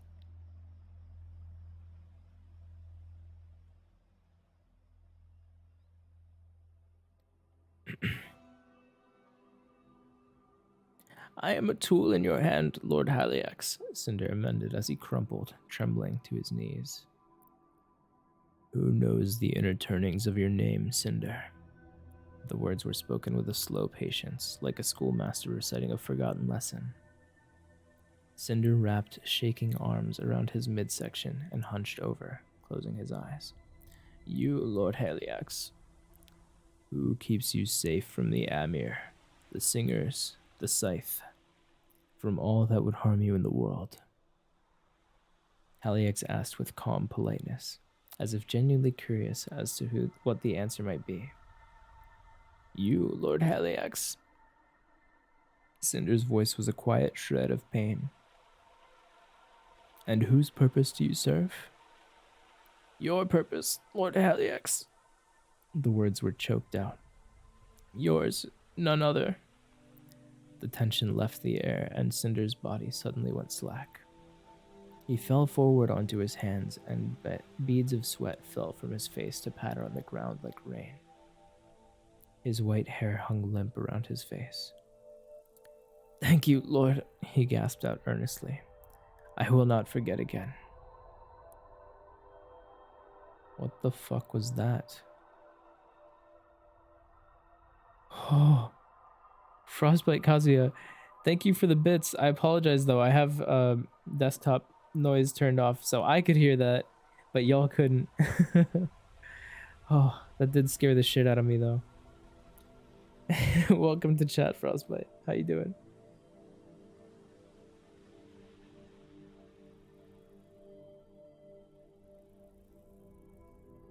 Thank you, Lord, he gasped out earnestly. I will not forget again. You will. You are too fond of your little cruelties. All of you. Haliax's hooded face swept back and forth to look at each of the figures sitting around the fire. They stirred uncomfortably. I am glad I decided to accompany you today. You are straying, indulging in whimsy. Some of you seem to have forgotten what it is we seek, what we wish to achieve. The others sitting around the fire stirred uneasily. The hood turned back to Cinder. But you have my forgiveness. Perhaps if not for these reminders, it would be I who would forget. There was an edge to the last of his words. Now, finish what? His cool voice trailed away as his shadowed hood slowly tilted to look toward the sky. There was an expectant silence. Those sitting around the fire grew perfectly still, their expressions intent, in unison. They tilted their heads as if looking at the same point in the twilight sky, as if trying to catch the scent of something on the wind. A feeling of being watched pulled at my attention. I felt a tenseness, a subtle change in the texture of the air. I focused on it, glad for the distraction. Glad for anything that might keep me from thinking clearly for just a few more seconds. They come, Haliax said quietly. He stood, and shadow seemed to boil outward from him like a dark fog. Quickly, to me. The others rose from their seats around the fire. Cinder scrambled to his feet and staggered a half-dozen steps toward the fire. Haliax spread his arms, and the shadow surrounding him bloomed like a flower unfolding. Whoa! Kaine Dawn, thank you so much for the raid. Welcome in, Raiders. My name is Mido. I am a villain VTuber. And y'all better be careful. Because once you get caught in my clutches, I won't let you leave very easily. How was your stream? What were you up to? Oh, you're playing League. Okay, okay. I see you. Here,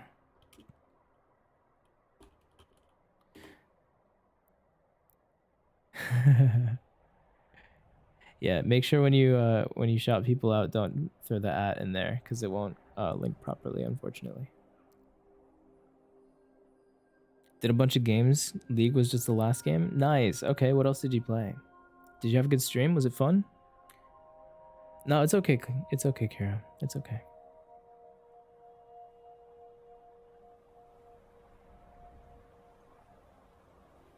I only say something in the moment because I know I'll forget to mention it later. But yeah, it's all good. It's all good.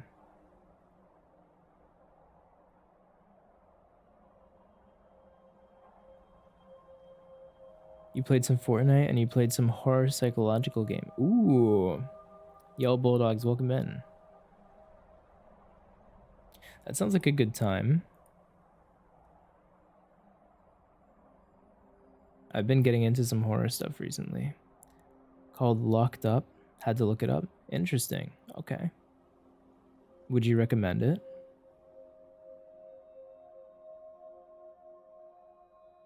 Yes? Okay. Noted. Maybe I'll check it out. Psychological horror is the best horror? Yeah. Might have more horror? Maybe. It's a quick and interesting game. I might be down for something like that. We'll see.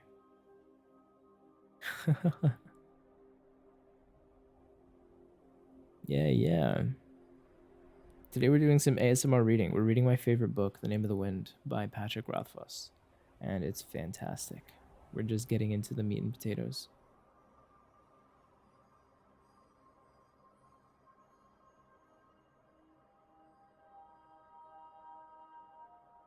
Oh, you've played it, Renry, or you've watched it?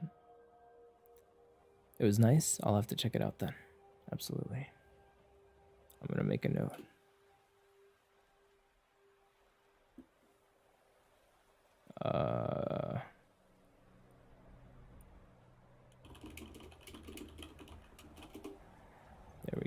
There we go.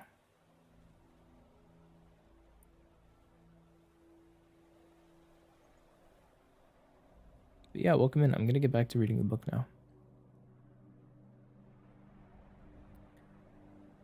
Haliax spread his arms, and the shadow surrounding him bloomed like a flower unfolding. Then each of the others turned with a studied ease and took a step toward Haliax.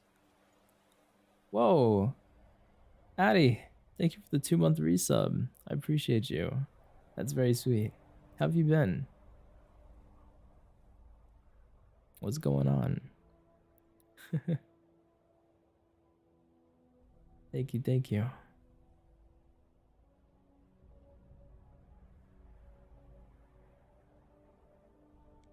Then each of the others turned with a studied ease and took a step toward Haliax into the shadow surrounding him.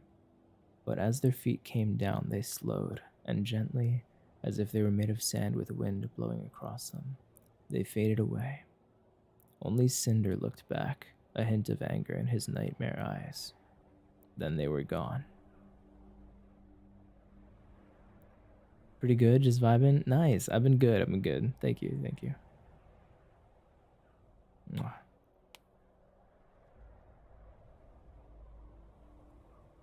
I will not burden you with what followed. How I ran from body to body, frantically feeling for the signs of life as Ben had taught me. My futile attempt at digging a grave. How I scrabbled in the dirt until my fingers were bloody and raw. How I found my parents. It was in the darkest hours of the night when I found our wagon. Our horse had dragged it nearly 100 yards down the road before he died. It seemed so normal inside, so tidy and calm. I was struck by how much the back of the wagon smelled like the two of them.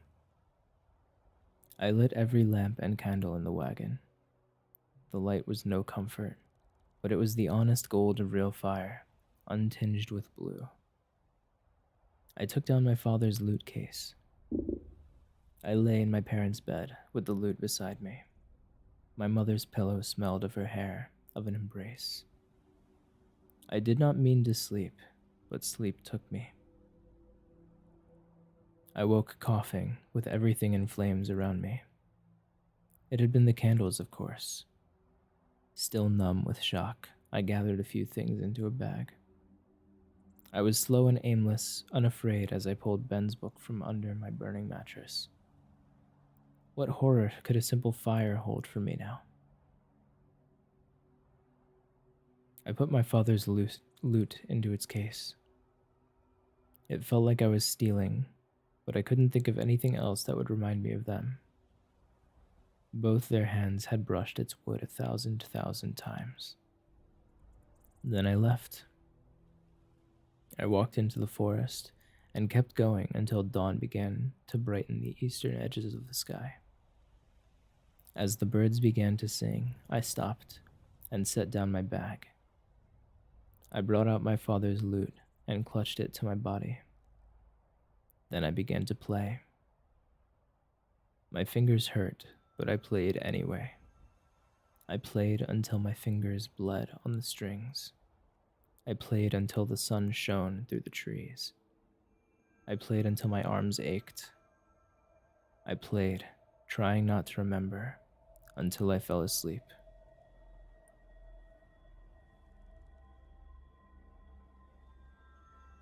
Chapter 17. Interlude. Autumn. Kvothe held out a hand to Chronicler, then turned to his student, frowning. Stop looking at me like that, Bast. Bast looked close to tears. Oh, Reshi, he choked out. I had no idea. Kvothe gestured, as if cutting the air with the side of his hand. There's no reason you should, Bast, and no reason to make an issue out of it. But Reshi, Kvothe gave his student a severe look. What, Bast? Should I weep and tear my hair? Curse Telu and his angels? Beat my chest? No, that is low drama. His expression softened somewhat. I appreciate your concern, but this is just a piece of the story, not even the worst piece, and I'm not telling it to garner sympathy. Kvothe pushed his chair back from the table and came to his feet. Besides, all of this happened long ago. He made a dismissive gesture. Time is the great healer, and so on. He rubbed his hands together. Now, I'm going to bring in enough wood to get us through the night. There'll be a chill if I'm any judge of weather. You can get a couple loaves ready to bake while I'm out, and try to collect yourself. I refuse to tell the rest of the story with you making blubbery cow eyes at me. With that, Kvothe walked behind the bar and out through the kitchen toward the back door of the inn. Bast scrubbed roughly at his eyes, then watched his master go. He's fine so long as he's busy, Bast said softly. I beg your pardon? Chronicler said reflexively. He shifted awkwardly in his seat, as if he wanted to get to his feet, but couldn't think of a polite way to excuse himself. Bast gave a warm smile, his eyes a human blue again. I was so excited when I heard who you were, that he was going to tell his story. His mood's been so dark lately, and there's nothing to shake him out of it, nothing to do but sit and brood. I'm sure that remembering the good times will... Bast grimaced. I'm not saying this very well. I'm sorry for earlier. I wasn't thinking straight. No, Chronicler stammered hastily. I'm the one... It was my fault. I'm sorry. Bast shook his head. You were just surprised, but you only tried to bind me. His expression grew a little pained. Not that it was pleasant, mind. It feels like being kicked between your legs, but all over your body. It makes you feel sick and weak, but it's just pain. It wasn't like you'd actually wounded me. Bast looked embarrassed. I was going to do more than hurt you. I might have killed you before I even stopped to think. Before an uncomfortable silence developed, Chronicler said, Why don't we take his word that we were both suffering from blinding idiocy and leave it at that? Chronicler managed a sickly smile that was heartfelt in spite of the circumstances. Peace? He extended his hand. Peace. They shook hands with much more genuine warmth than they'd had earlier. As Bast reached across the table, his sleeve pulled back to reveal a bruise blossoming around his wrist. Bast self-consciously pulled his cuff back into place. From when he grabbed me, he said quickly. He's stronger than he looks. Don't mention it to him. He'll only feel bad. Hey, Callie. How you doing, cutie? Welcome in. What's going on? Mwah.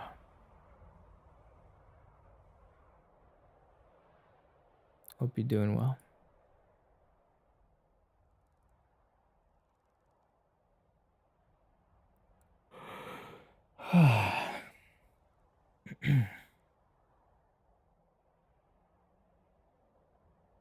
Quoth emerged from the kitchen and shut the door behind him. Looking around, he seemed surprised that it was a mild autumn afternoon rather than the springtime forest of his story. He lifted the handles of a flat-bottomed barrow and trundled it out into the woods behind the inn, his feet crunching in the fallen leaves. Not too far into the trees was the winter's wood supply. Cord on cord of oak and ash were stacked to make tall, crooked walls between the trunks of trees. Quoth tossed 2 pieces of firewood into the wheelbarrow, where they struck the bottom like a muted drum. Another 2 followed them. His motions were precise, but his face blank, his eyes far away. As he continued to load the barrow, he moved slower and slower, like a machine winding down. Eventually, he stopped completely and stood for a long minute, still as stone. Only then did his composure break, and even with no one there to see, he hid his face in his hands and wept quietly, his body racked with wave on wave of heavy, silent sobs.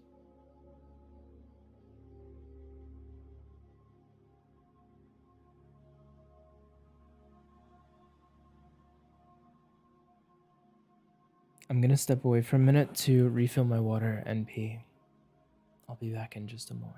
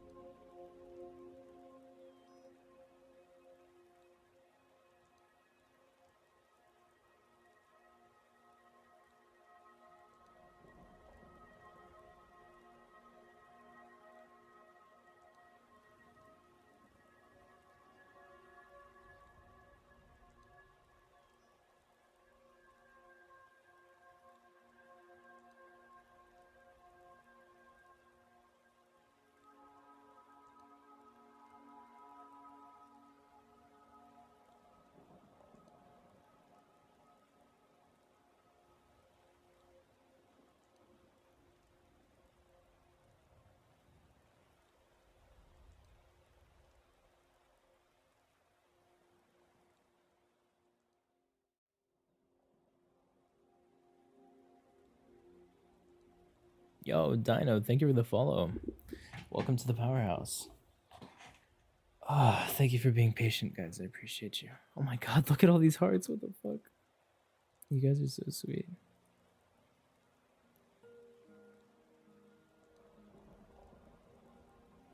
All right, shall we?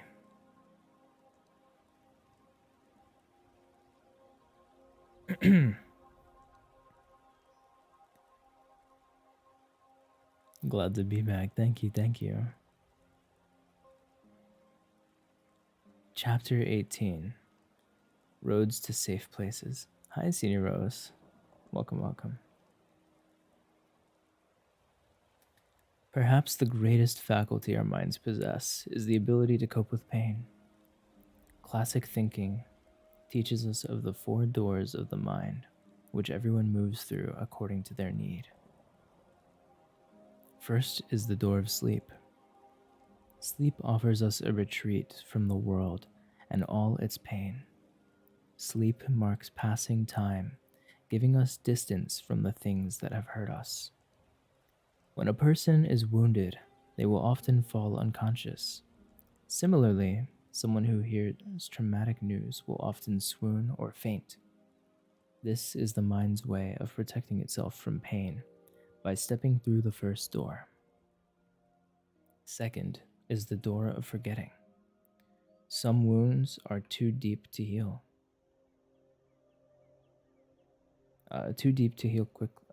Some wounds are too deep to heal, or too deep to heal quickly. In addition, many memories are simply painful, and there is no healing to be done. The saying, "Time heals all wounds," is false. Time heals most wounds. The rest are hidden behind this door. Third is the door of madness. There are times when the mind is dealt such a blow it hides itself in its sanity. While this may not seem beneficial, it is. There are times when reality is nothing but pain, and to escape that pain, the mind must leave reality behind. Last is the door of death, the final resort. Nothing can hurt us after we are dead, or so we have been told. After my family was killed, I wandered deep into the forest and slept. My body demanded it, and my mind used the first door to dull the pain. The wound was covered until the proper time for healing could come. In self-defense, a good portion of my mind simply stopped working, went to sleep, if you will. While my mind slept, many of the painful parts of the previous day were ushered through the second door. Not completely. I did not forget what had happened, but the memory was dulled, as if seen through thick gauze. If I wanted to, I could have brought to memory the faces of the dead, the memories of the man with black eyes. But I did not want to remember. I pushed those thoughts away and let them gather dust in a seldom used corner of my mind. I dreamed, not of blood, glassy eyes, and the smell of burning hair, but of gentler things. And slowly the wound began to grow numb.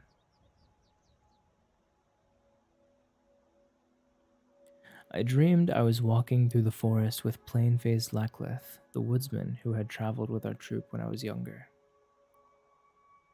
He walked silently through the underbrush while I kicked up more noise than a wounded ox dragging an overturned cart.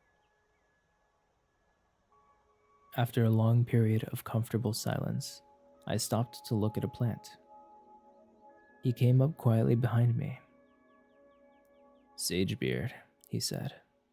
"You can tell by the edge." He reached past me and gently stroked the appropriate part of the leaf. It did look like a beard. I nodded. "This is willow. You can chew the bark to lessen pains." It was bitter and slightly gritty. "This is itch root. Don't touch the leaves." I didn't. "This is baneberry. The small fruits are safe to eat when red, but never when shading from green to yellow to orange. This is how you set your feet when you want to walk silently. It made my calves ache. This is how you part the brush quietly, leaving no sign of your passing. This is where you find the dry wood. This is how you keep the rain off when you don't have canvas. This is patter root. You can eat it, but it tastes bad. These, he gestured, straight rod, orange stripe. Never eat them. The one with little knobs on it is burum. You should only eat it if you have just eaten something like straight rod. It will make you keck up whatever's in your stomach. This is how you set a snare that won't kill a rabbit. This snare will. He looped the string first one way, then another. As I watched his hands manipulate the string, I realized it was no longer Lacklith but Abinthy. We were riding in the wagon, and he was teaching me how to tie sailor's knots. Knots are interesting things, Ben said as he worked. The knot will either be the strongest or the weakest part of the rope. It depends entirely on how well one makes the binding. He held up his hands, showing me an impossibly complex pattern spread between his fingers. His eyes glittered. Any questions? Any questions? My father said. We'd stopped early for the day because of a gray stone. He sat tuning his lute and was finally going to play his song for my mother and me. We had been waiting so long. Are there any questions? He repeated, as he sat with his back against the great gray stone. Why do we stop at the waystones? Tradition, mostly. But some people say they marked old roads. My father's voice changed and became Ben's voice. Safe roads.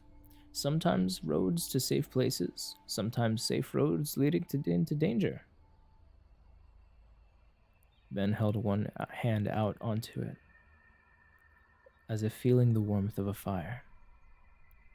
But there is a power in them. Only a fool would deny that. Then Ben was no longer there, and there was not one standing stone, but many, more than I had ever seen in one place before. They formed a double circle around me. One stone was set across the top of two others, forming a huge arch with thick shadow underneath. I reached out to touch it, and awoke. My mind had covered a fresh pane with the names of 100 roots and berries, 4 ways to light a fire, 9 snares made from nothing but a sapling and string, and where to find fresh water. I thought very little on the other matter of the dream. Ben had never taught me sailor's knots. My father had never finished his song. I took inventory of what I had with me. A canvas sack, a small knife, a ball of string, some wax, a copper penny, 2 iron shims, and Rhetoric and Logic, the book Ben had given me. Aside from my clothes and my father's lute, I had nothing else. I set out looking for drinking water. Water comes first, Lacklith had told me. Anything else you can do without for days.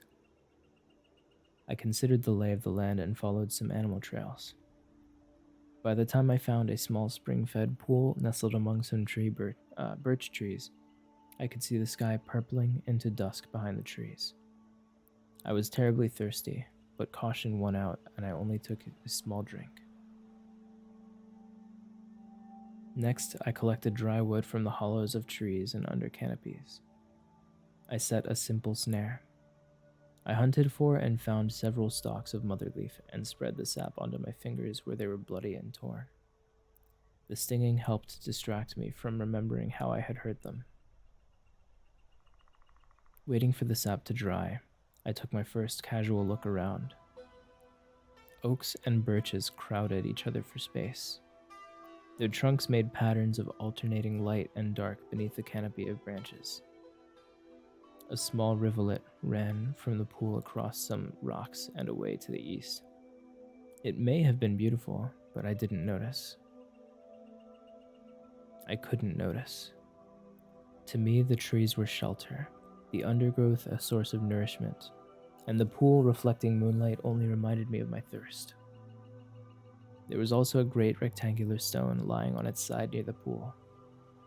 A few days earlier, I would have recognized it as a gray stone. Now I saw it as an efficient windbreak, something to put my back against as I slept. Through the canopy, I saw the stars were out. That meant it had been several hours since I had tried the water.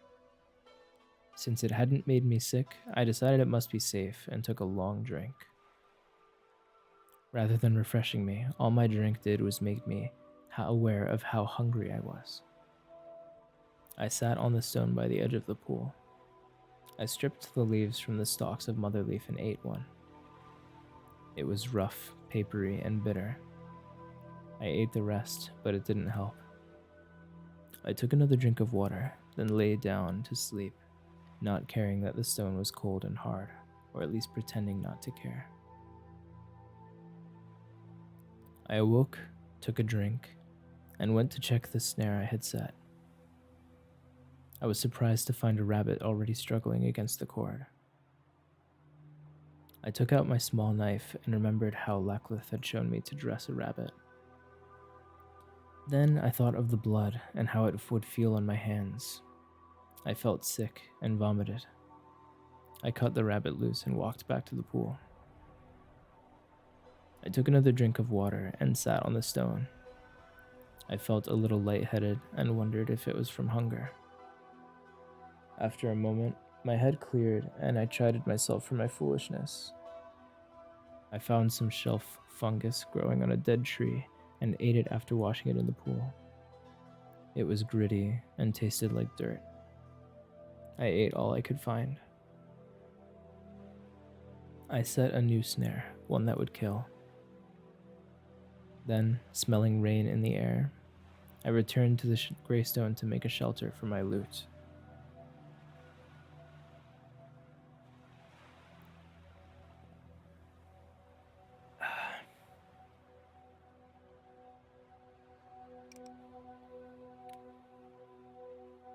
Y'all are so sweet.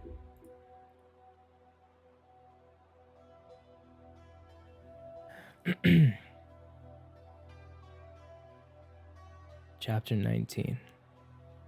Fingers and Strings. In the beginning, I was almost like an automaton, thoughtlessly performing the actions that would keep me alive. I ate the second rabbit I caught, and the third. I found a patch of wild strawberries. I dug for roots. By the end of the fourth day, I had everything I needed to survive. A stone-lined fire pit, a shelter for my loot. I had even assembled a small stockpile of foodstuffs that I could fall back on in case of emergency. I also had one thing I did not need: time. After I had taken care of immediate needs, I found I had nothing to do. I think this is when a small part of my mind started to slowly reawaken itself. Make no mistake, I was not myself. At least, I was not the same person I had been a span of days before. Everything I did I attended to with my whole mind, leaving no part of me free from remembering. I grew thinner and more ragged. I slept in rain or sun, on soft grass, moist earth, or sharp stones with an intensity of indifference that only grief can promote. The only notice I took of my surroundings was when it rained, because then I could not bring out my lute to play, and that pained me. Of course I played. It was my only solace. By the end of the first month, my fingers had calluses hard as stones, and I could play for hours upon hours. I played and played again all of the songs I knew from memory. Then I played the half-remembered songs as well, filling in the forgotten parts as best I could. Eventually, I could play from when I woke until the time I slept. I stopped playing the songs I knew and started inventing new ones. I had made up songs before. I'd even helped my father compose a verse or two. But now I gave it my whole attention. Some of those songs have stayed with me to this day. Soon after that, I began playing. How can I describe it? I began to play something other than songs. When the sun warms the grass and the breeze cools you, it feels a certain way. I would play until I got the feeling right. I would play until it sounded like warm grass and cool breeze. I was only playing for myself, but I was a harsh audience. I remember spending nearly 3 whole days trying to capture wind turning a leaf. By the end of the second month, I could play things nearly as easily as I saw and felt them. Sun setting behind the clouds, bird taking a drink, dew in the bracken. Somewhere in the third month, I stopped looking outside and started looking inside for things to play. I learned to play Riding in the Wagon with Ben, singing with Father by the fire, watching Shandy dance, grinding leaves when it is nice outside, Mother smiling.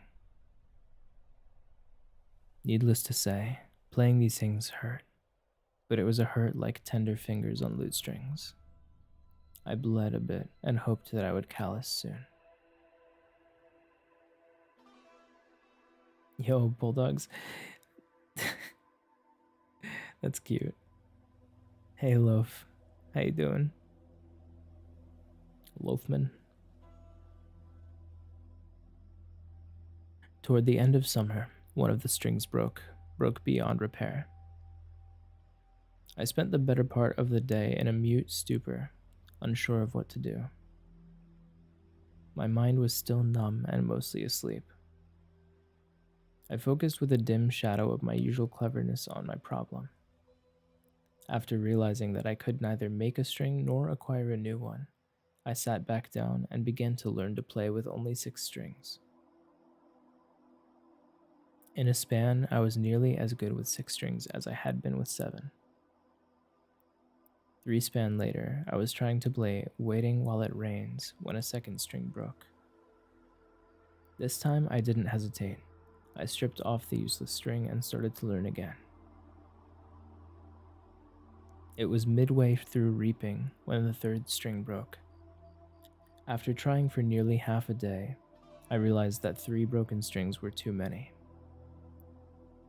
So I packed a small dull knife, half a ball of string, and Ben's book into a tattered canvas sack. Then I shouldered my father's lute and began to walk. I tried humming Snow Falling with the Late Autumn Leaves, calloused fingers, and a lute with 4 strings, but it wasn't the same as playing it. My plan was to find a road and follow it to a town. I had no idea how far I was from either, in which direction they might lie, or what their names might be. I knew I was somewhere in the Southern Commonwealth, but the precise location was buried, tangled up with other memories that I was not eager to unearth. The weather helped me make up my mind. Cool autumn was turning to winter's chill. I knew the weather was warmer to the south. So, lacking any better plan, I set the sun on my left shoulder and tried to cover as much distance as I could. The next span was an ordeal. The little food I'd brought with me was soon gone, and I had to stop and forage when I was hungry. Some days I couldn't find water, and when I did, I had nothing I could use to carry it. The small wagon track joined a bigger road, which joined a larger road yet. My feet chafed and blistered against the insides of my shoes. Some nights were bitter cold. There were inns, but aside from the occasional drink I stole from the horse troughs, I gave them a wide berth.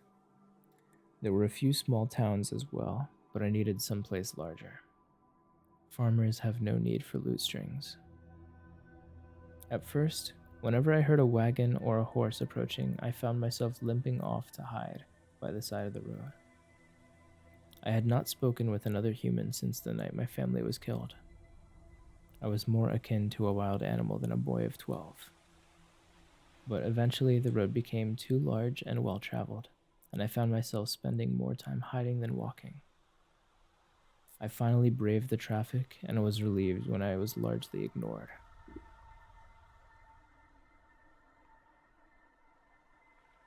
I'd been walking for less than an hour one morning when I heard a wagon coming up behind me. The road was wide enough for two wagons to run abreast, but I moved to the grass at the edge of the road anyway. "Hey, boy," a rough male voice behind me yelled. I didn't turn around. "Hello, boy."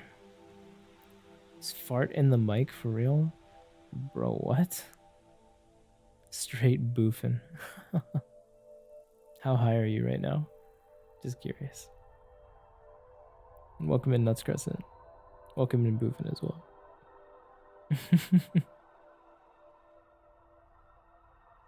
You're off the rails? Yeah, I figured. Enjoy the story. Did you guys come in together or something? Nut Crescent, welcome in. Nuts Crescent. Hey Linda, good to see you. Interesting first time messages, right? Squirming so much. Squirming?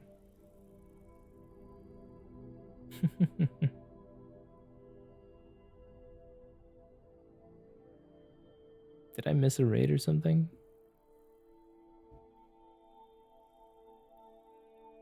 My voice can't have that effect. Okay.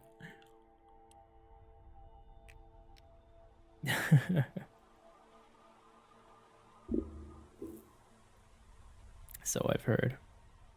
I should have a warning label on me. Ridiculous. Stretch, I can do that.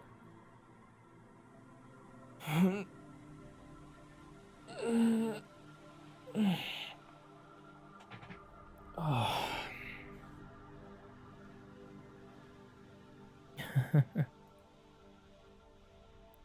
Caution may cause horny. Oh my god. Alright, I'm gonna read more.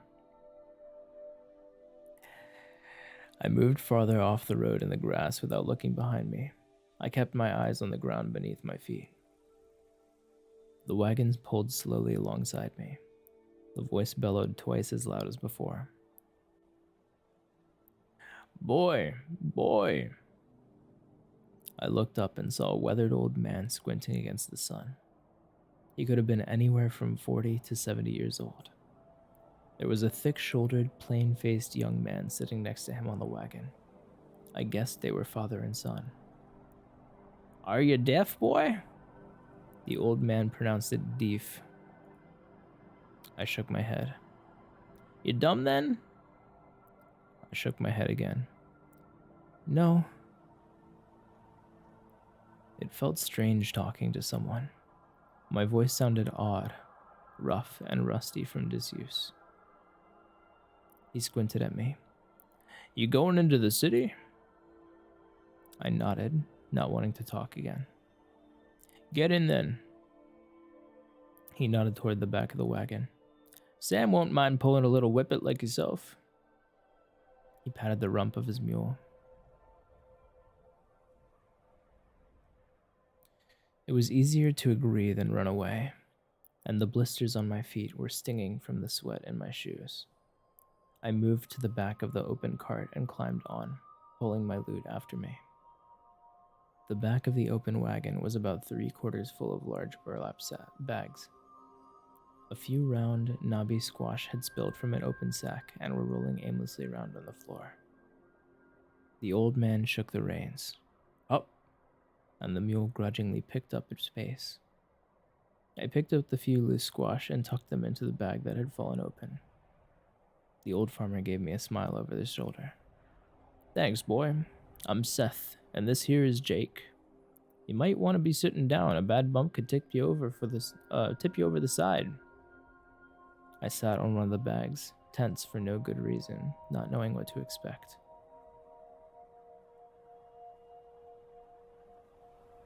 The old farmer handed the reins to his son and brought a large brown loaf of bread out of a sack that sat between the two of them.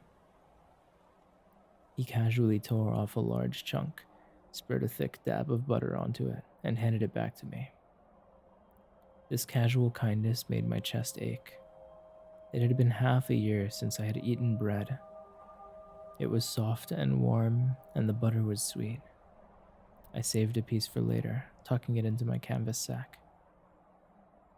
After a quiet quarter of an hour, the old man turned halfway around.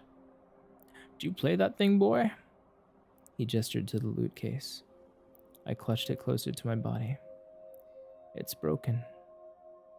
"Ah," he said, disappointed.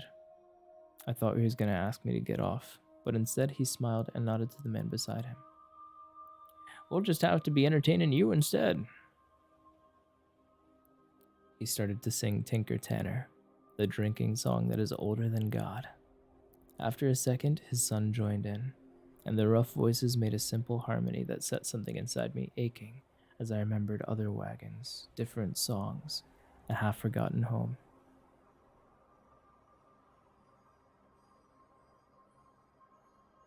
Chapter 20. Bloody hands into stinging fists. It was around noon when the wagon turned onto a new road. This one was as wide as a river and paved with cobbles. At first, there were only a handful of travelers and a wagon or two, but to me it seemed like a great crowd after such a long time alone. We went deeper into the city, and low buildings gave way to taller shops and inns. Trees and gardens were replaced by alleys and cart vendors. The great river of a road grew clogged and choked with the flotsam of 100 carts and pedestrians, dozens of wains and wagons, and the occasional mounted man. There was the sound of horses' hooves and people shouting, the smell of beer and sweat and garbage and tar. I wondered which city this was, and if I'd been here before. I gritted my teeth and forced myself to think of other things. "Almost there." Seth raised his voice above the din. Eventually, the road opened out into a market. Wagons rolled on the cobbles with a sound like distant thunder. Voices bargained and fought. Somewhere in the distance, a child was crying shrill and high. We rode aimlessly for a while until he found an empty corner in front of a bookshop. Seth stopped the wagon and I hopped out as they were stretching away the kinks from the road. Then, with a sort of silent agreement, I helped them unload the lumpy sacks from the back of the wagon and pile them onto one side. A half an hour later, we were resting among the piled sacks. Seth looked at me, shading his eyes with a hand. "What are you doing in town today, boy?" "I need loot strings," I said. Only then did I realize I didn't know where my father's loot was. I looked around wildly. It wasn't in the wagon where I'd left it, or leaning against the wall, or on the piles of squash. My stomach clenched until I spotted it underneath some loose burlap sacking. I walked over to it and picked it up with shaking hands. The older farmer grinned at me and held out a pair of the knobby squash we'd been unloading. "How would your mother like it if you brought home a couple of the finest orange butter squash this side of the Eld?"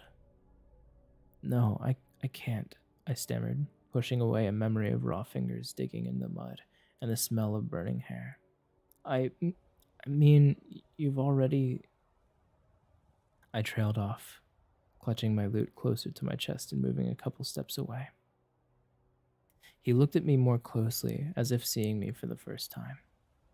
Suddenly self-conscious, I imagined how I must look, ragged and half-starved. I hugged the loot and backed farther away. The farmer's hands fell to his side and his smile faded. "Ah, lad," he said softly. He set the squash down, then turned back to me and spoke with a gentle seriousness. "Me and Jake will be here selling until round about sundown.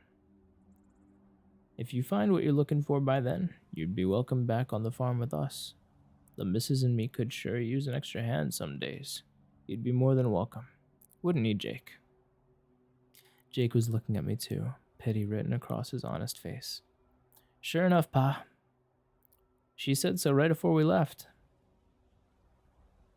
The old farmer continued to look at me with serious eyes. This is Seaward Square, he said, pointing at his feet. We'll be here till dark, maybe a little after. You come back if you want to ride. His eyes turned worried. You hear me? You can come back with us. I continued to back away, step by step, not sure why I was doing it, only knowing that if I went with him, I would have to explain, would have to remember. Anything was better than opening that door. No, thank you, I stammered. You've helped so much. I'll be fine. I was jostled from behind by a man in a leather apron. Startled, I turned and ran. I heard one of them call out behind me, but the crowd drowned them out.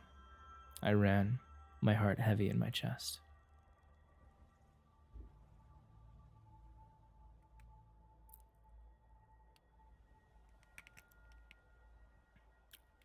Tarbian is big enough that you cannot walk from one end to the other in a single day. Not even if you avoid getting lost or accosted in the tangled web of twisting streets and dead-end alleys. It was too big, actually. It was vast, immense. Seas of people, forests of buildings, roads wide as rivers. It smelled like urine and sweat and cold smoke and tar. If I had been in my right mind, I never would have gone there. In the fullness of time, I became lost. I took a turn too early or too late, then tried to compensate by cutting through an alley like a narrow chasm between two tall buildings. It wound like a gully carved by a river that had left to find a cleaner bed. Garbage drifted up the walls and filled the cracks between buildings and the alcove doorways.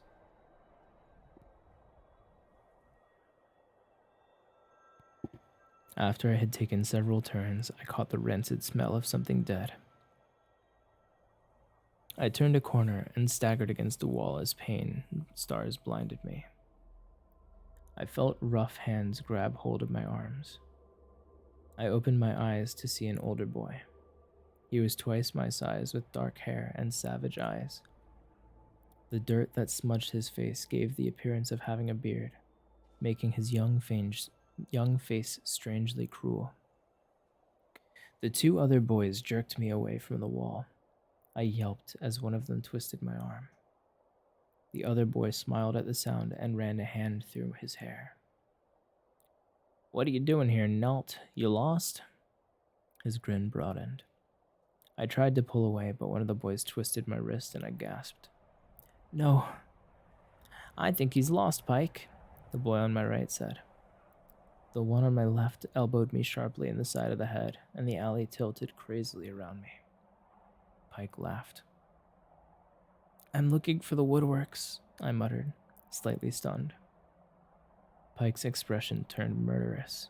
His hands grabbed my shoulders. Did I ask you a question? He shouted. Did I say you could talk? He slammed his forehead into my face, and I felt a sharp crack followed by an explosion of pain. Hey, Pike. This voice seemed to come from an impossible direction. A foot nudged my loot case, tipping it over. Hey, Pike, look at this. Denver, thank you for the follow. Welcome to the Powerhouse. Glad to have you. Pike looked down at the hollow thump as the loot case fell flat against the ground. What did you steal, Nalt? I didn't steal it. One of the boys holding my arms laughed. Yeah, your uncle gave it to you so you could sell it to buy medicine for your sick grandma. He laughed again while I tried to blink the tears out of my eyes. I heard 3 clicks as the latches were undone. Then came the distinctive harmonic thrum as the loot was taken out of its case. Your grandma's gonna be mighty sorry you lost this, Nalt. Pike's voice was quiet. Telu crush us, the boy on my right exploded. Pike, you know how much of them's worth? Gold, Pike. Don't say Telu's name like that, said the boy on my left. What? Do not call on Telu save in the greatest need, for Telu judges every thought and deed, he recited.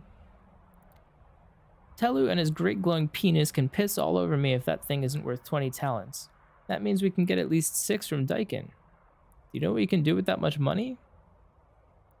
You won't get the chance to do anything with it if you don't quit saying things like that. Telu watches over us, but he is vengeful. The second's voice was reverent and afraid. You've been sleeping in the church again, haven't you? You get religion like I get fleas. I'll tie your arm in a knot. Your ma's a penny whore. Don't talk about my ma, Lynn. Iron pennies.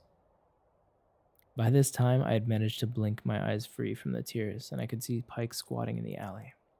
He seemed fascinated by my loot. My beautiful loot. He had a dreamy look in his eyes as he held it, turning it over and over in his dirty hands. A slow horror was dawning on me through the haze of fear and pain. As the two voices grew louder behind me, I began to feel a hot anger inside. I tensed. I couldn't fight them, but I knew if I got hold of my loot and made it into a crowd, I could lose them and be safe again.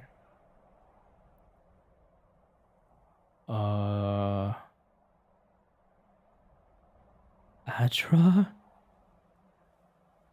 You really just gonna drop 10 subs and lurk, bro? Holy shit, thank you, man. I appreciate it. Holy shit. God damn, thank you so much, dude. I appreciate you.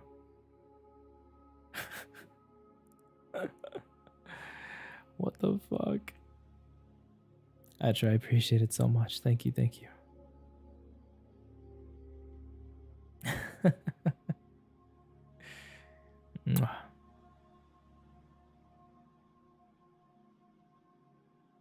I totally just lost my place. Where the fuck was I? I knew if I got hold of my loot and made it into a crowd, I could lose them and be safe again. But she kept humping away anyway. But now she only got a halfpenny throw. That's why your head is so soft. You're lucky you don't have a dent. So don't feel bad. That's why you got religious so easy. The first boy finished triumphantly. I felt only a tenseness on my right side. I tensed too, ready to spring. But thanks for the warning. I heard Telu likes to hide behind big clumps of horseshit, and Suddenly, both of my arms were free as one boy tackled the other into the wall. I sprinted the 3 steps to Pike, grabbed the loot by the neck and pulled. But Pike was quicker than I... I'm all frazzled now. Hold on, I need to take a water. Take a water? I need to take a sip. Atra fucking got my head spinning. Okay, I'm gonna stretch.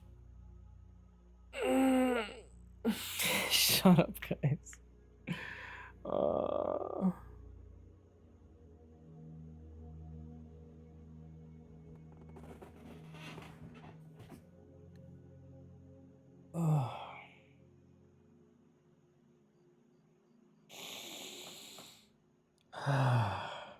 Okay.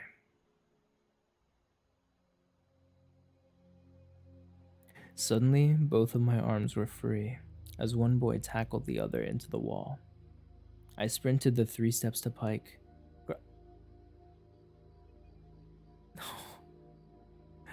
Dude, right as I fucking got my composure back. I'm freaking out, man. Thank you for the 20 total gift subs, dude. Just today. What the fuck? You're wild, dude. You are wild. Thank you so much. What's the occasion?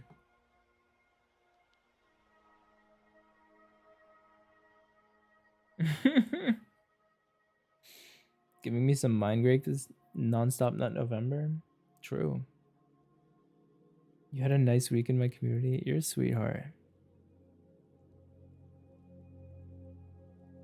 The occasion is I'm cute. No.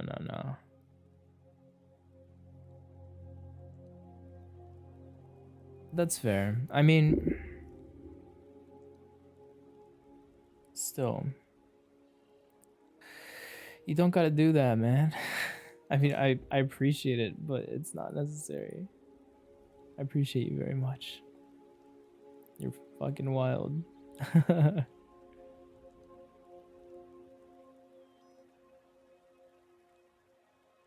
You wanted to, now you're not here. Okay, okay, I'll let you lurk. I'll take the attention off of you, but I appreciate it. Thank you, thank you. Yeah, I need some deep fucking breaths now. Jesus.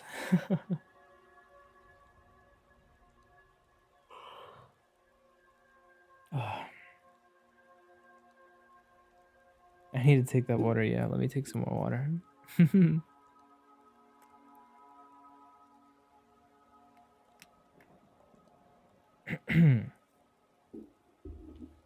Oh, Linda, you're sweet. Take that water deeply. Oh my goodness. Yeah, I'll take it all the way down my throat.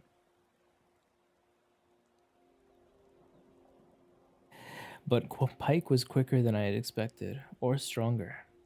The loot didn't come away in my hand. I was jerked to a halt, and Pike was pulled to his feet. My frustration and anger boiled over.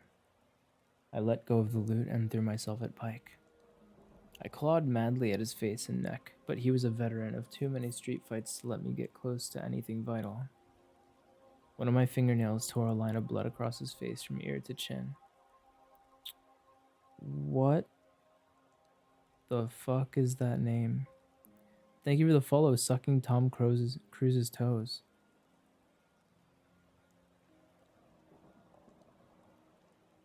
Welcome to the powerhouse. Of all the people's toes to suck, why Tom Cruise? Why that Scientology nut?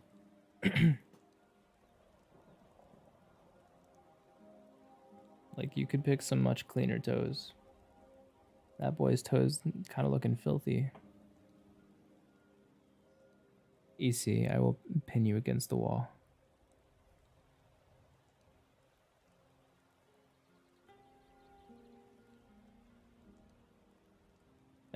Oh, Kira knows them? Okay, okay. Alright, Chaos. I got you. It'll happen. Eventually.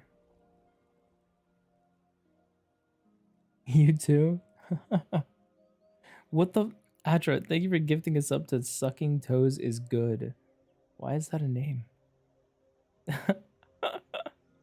Homie. Thank you. I don't know what to say. You couldn't help it? Oh my god.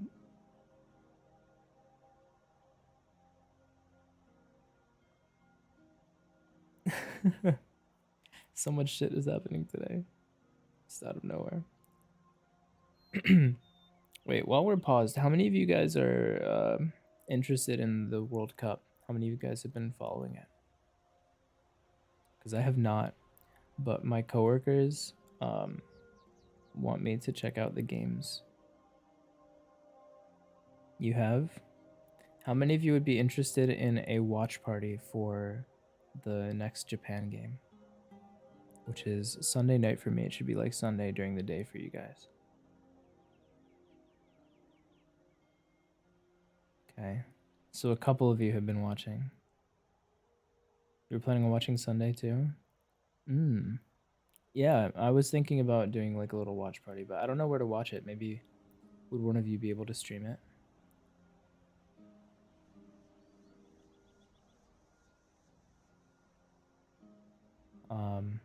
Depending on where we can watch it.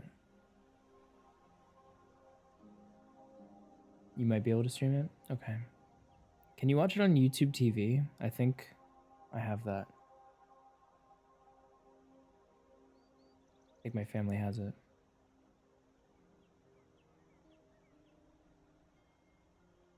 I don't know. Maybe I'll look into it. I'll look into it. I'll keep you all updated.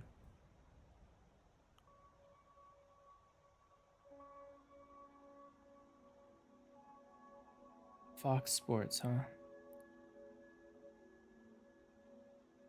I wonder if that's on YouTube TV. I'll look into it. We'll see.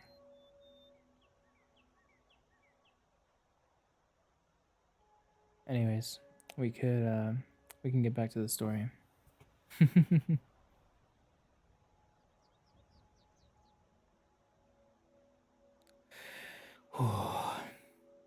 My frustration and anger boiled over. I let go of the loot and threw myself at Pike. I clawed madly at his face and neck, but he was a veteran of too many street fights to let me get close to anything vital. One of my fingernails tore a line of blood across his face from ear to chin. Then he was against me, pressing me back until I hit the alley wall. My head struck brick, and I would have fallen if Pike hadn't been grinding me into the crumbling wall. I gasped for breath, and only then realized I'd been screaming all the while. He smelled like old sweat and rancid oil. His hands pinned my arms to my sides as he pressed me harder into the wall. I was dimly aware that he must have dropped my loot. I gasped for breath again and flailed blindly, knocking my head against the wall again. I found my face pressed into his shoulder and bit down hard. I felt his skin break under my teeth and tasted blood. Pike screamed and jerked away from me. I drew a breath and winced at a tearing pain in my chest. Before I could move or think, Pike grabbed me again. He bludgeoned me up against the wall once, twice. My head whipsawed back and forth, caroming off the wall. Then he grabbed me by the throat, spun me around, and threw me to the ground. That's when I heard the noise, and everything seemed to stop. Hey Vox, welcome in.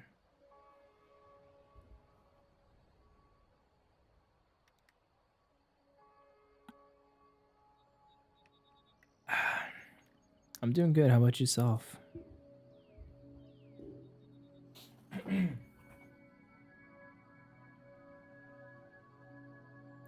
After my troop was murdered, there were times when I would dream of my parents, alive and singing. In my dream, their deaths had been a mistake, a misunderstanding, a new play they'd been rehearsing. And for a few moments, I had relief from the great blanketing grief that was constantly crushing me. I hugged them, and we laughed at my foolish worry. I sang with them, and for a moment, everything was wonderful. Wonderful. But I always woke up, alone in the dark by the forest pool. What was I doing out here? Where were my parents? Then I would remember everything, like a wound ripping open. They were dead, and I was terribly alone. And that great weight that had been lifted for just a moment would come crushing down again, worse than before, because I wasn't ready for it. Then I would lay on my back, staring into the dark with my chest aching and my breath coming hard, knowing deep inside that nothing would ever be right, ever again. When Pike threw me to the ground, my body was almost too numb to feel my father's loot being crushed underneath me. The sound it made was like a dying dream, and it brought that same sick, breathless ache back to my chest. I looked around and saw Pike breathing heavily and clutching his shoulder. One of the boys was kneeling on the chest of the other. They weren't wrestling anymore. Both were looking in my direction, stunned.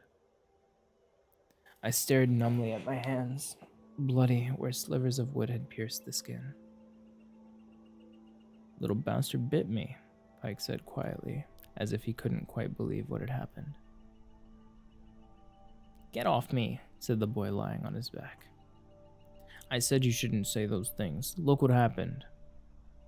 Pike's expression twisted, and his face went a livid red. Bit me, he shouted and swung a vicious kick at my head.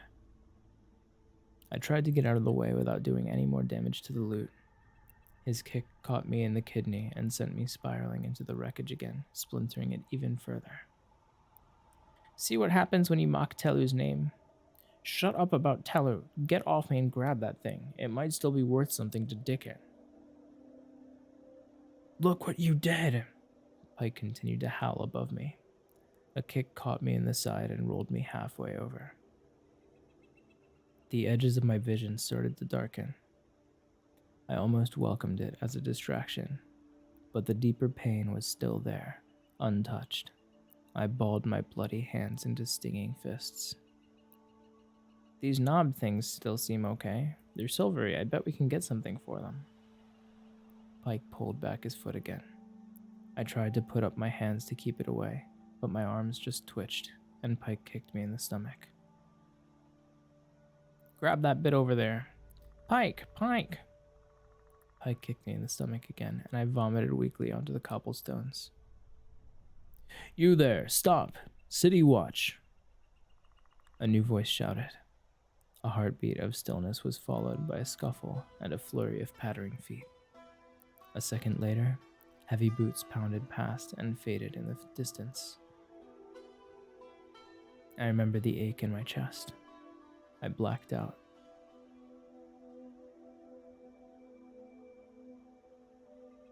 I was shaken out of darkness by someone turning my pockets inside out. I tried unsuccessfully to open my eyes. I heard a voice muttering into itself. Is this all I get for saving your life? Copper and a couple shims? Drinks for an evening? Worthless little sod. He coughed deep in his chest, and the smell of stale liquor washed over me. Screaming like that. If you hadn't sounded like a girl, I wouldn't have run all this way. I tried to say something, but it dribbled out as a groan. Well, you're alive. That's something, I suppose. I heard a grunt as he stood up. Then the heavy thumping of his boots faded away into silence.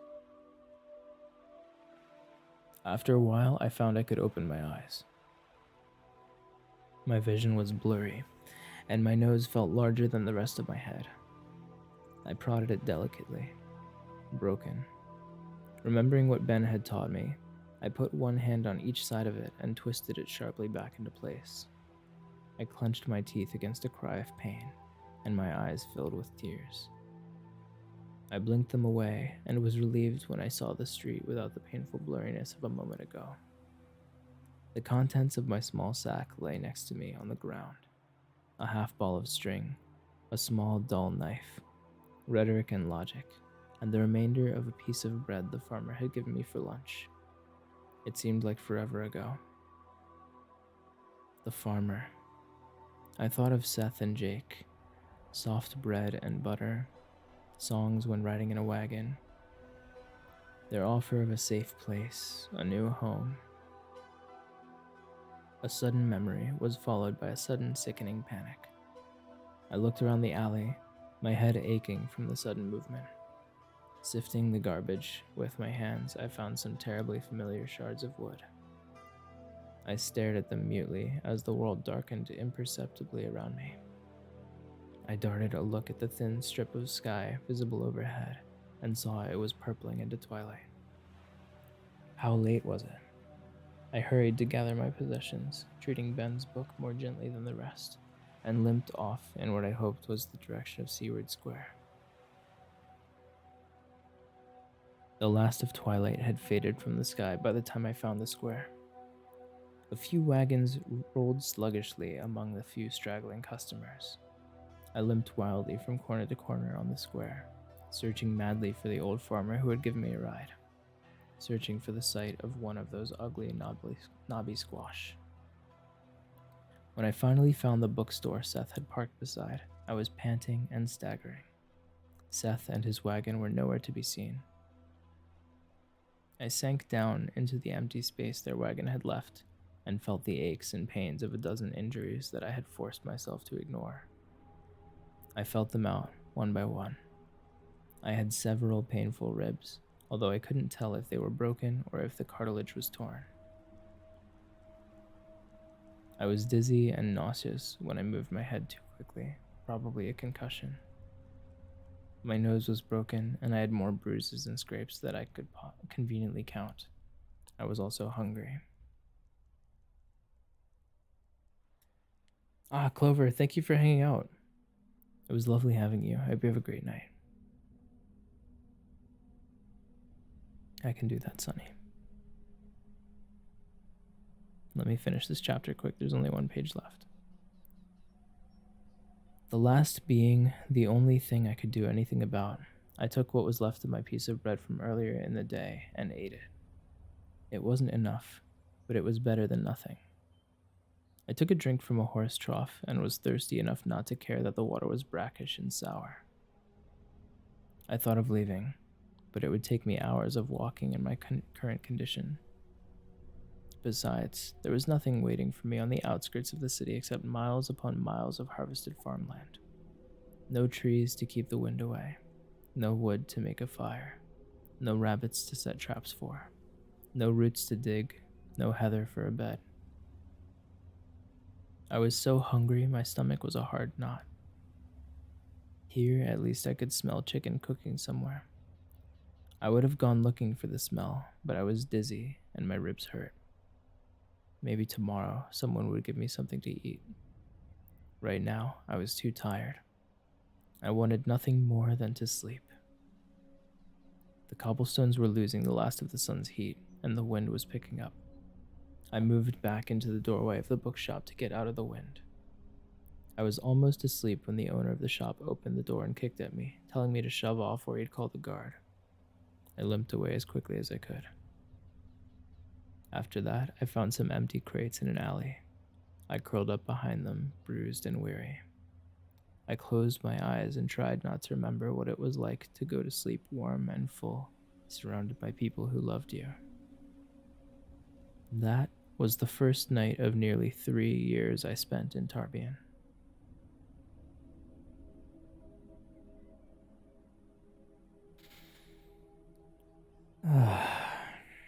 Renry, you better not have run off. You still here? Got something for you. Good girl. Renry, you are such a good girl. You are so lovely. You are so incredibly thoughtful and kind and supportive, genuinely warm. You make me feel so cared for and supported. And you make me happy. I appreciate you greatly, and I'm proud of you.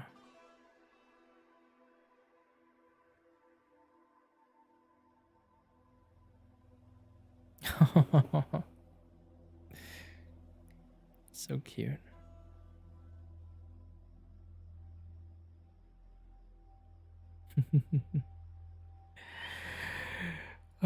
Okay.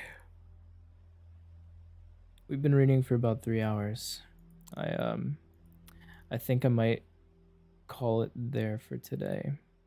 I don't want to go too crazy on my voice. Almost done at work. Nice, nice. You got this.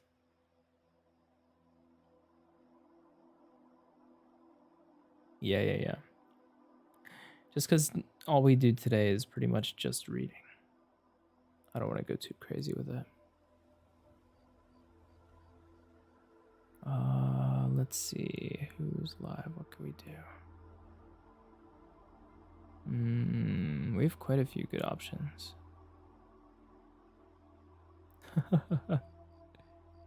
It's okay, Gallows. If you really want, all of my VODs are posted. Oh yeah? Oh yeah.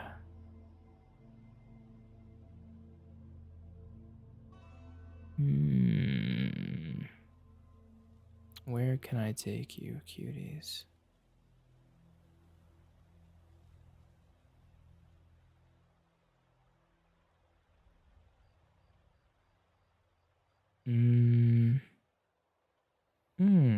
I don't think I've rated Peachy in a while. How long has she been live?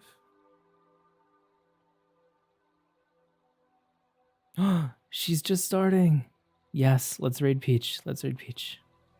A sleepy Peach. She's a friend of mine, and she's so lovely. She's like one of the sweetest and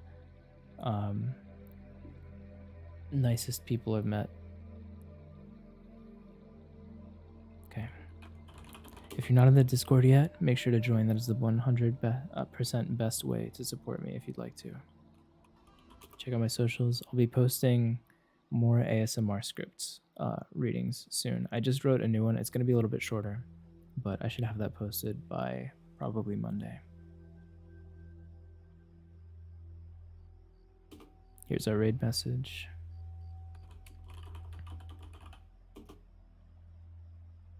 Okay, we're going to raid Peachy. She is one of my favorite people. She's great. Thank you guys for hanging out today. It's been lovely as always. And I'm very much looking forward to the next time I get to spend time with you. If you guys are interested in doing maybe like a World Cup watch party or something, I'm thinking about putting something like that together. So make sure you're in the Discord if you want to be updated on that.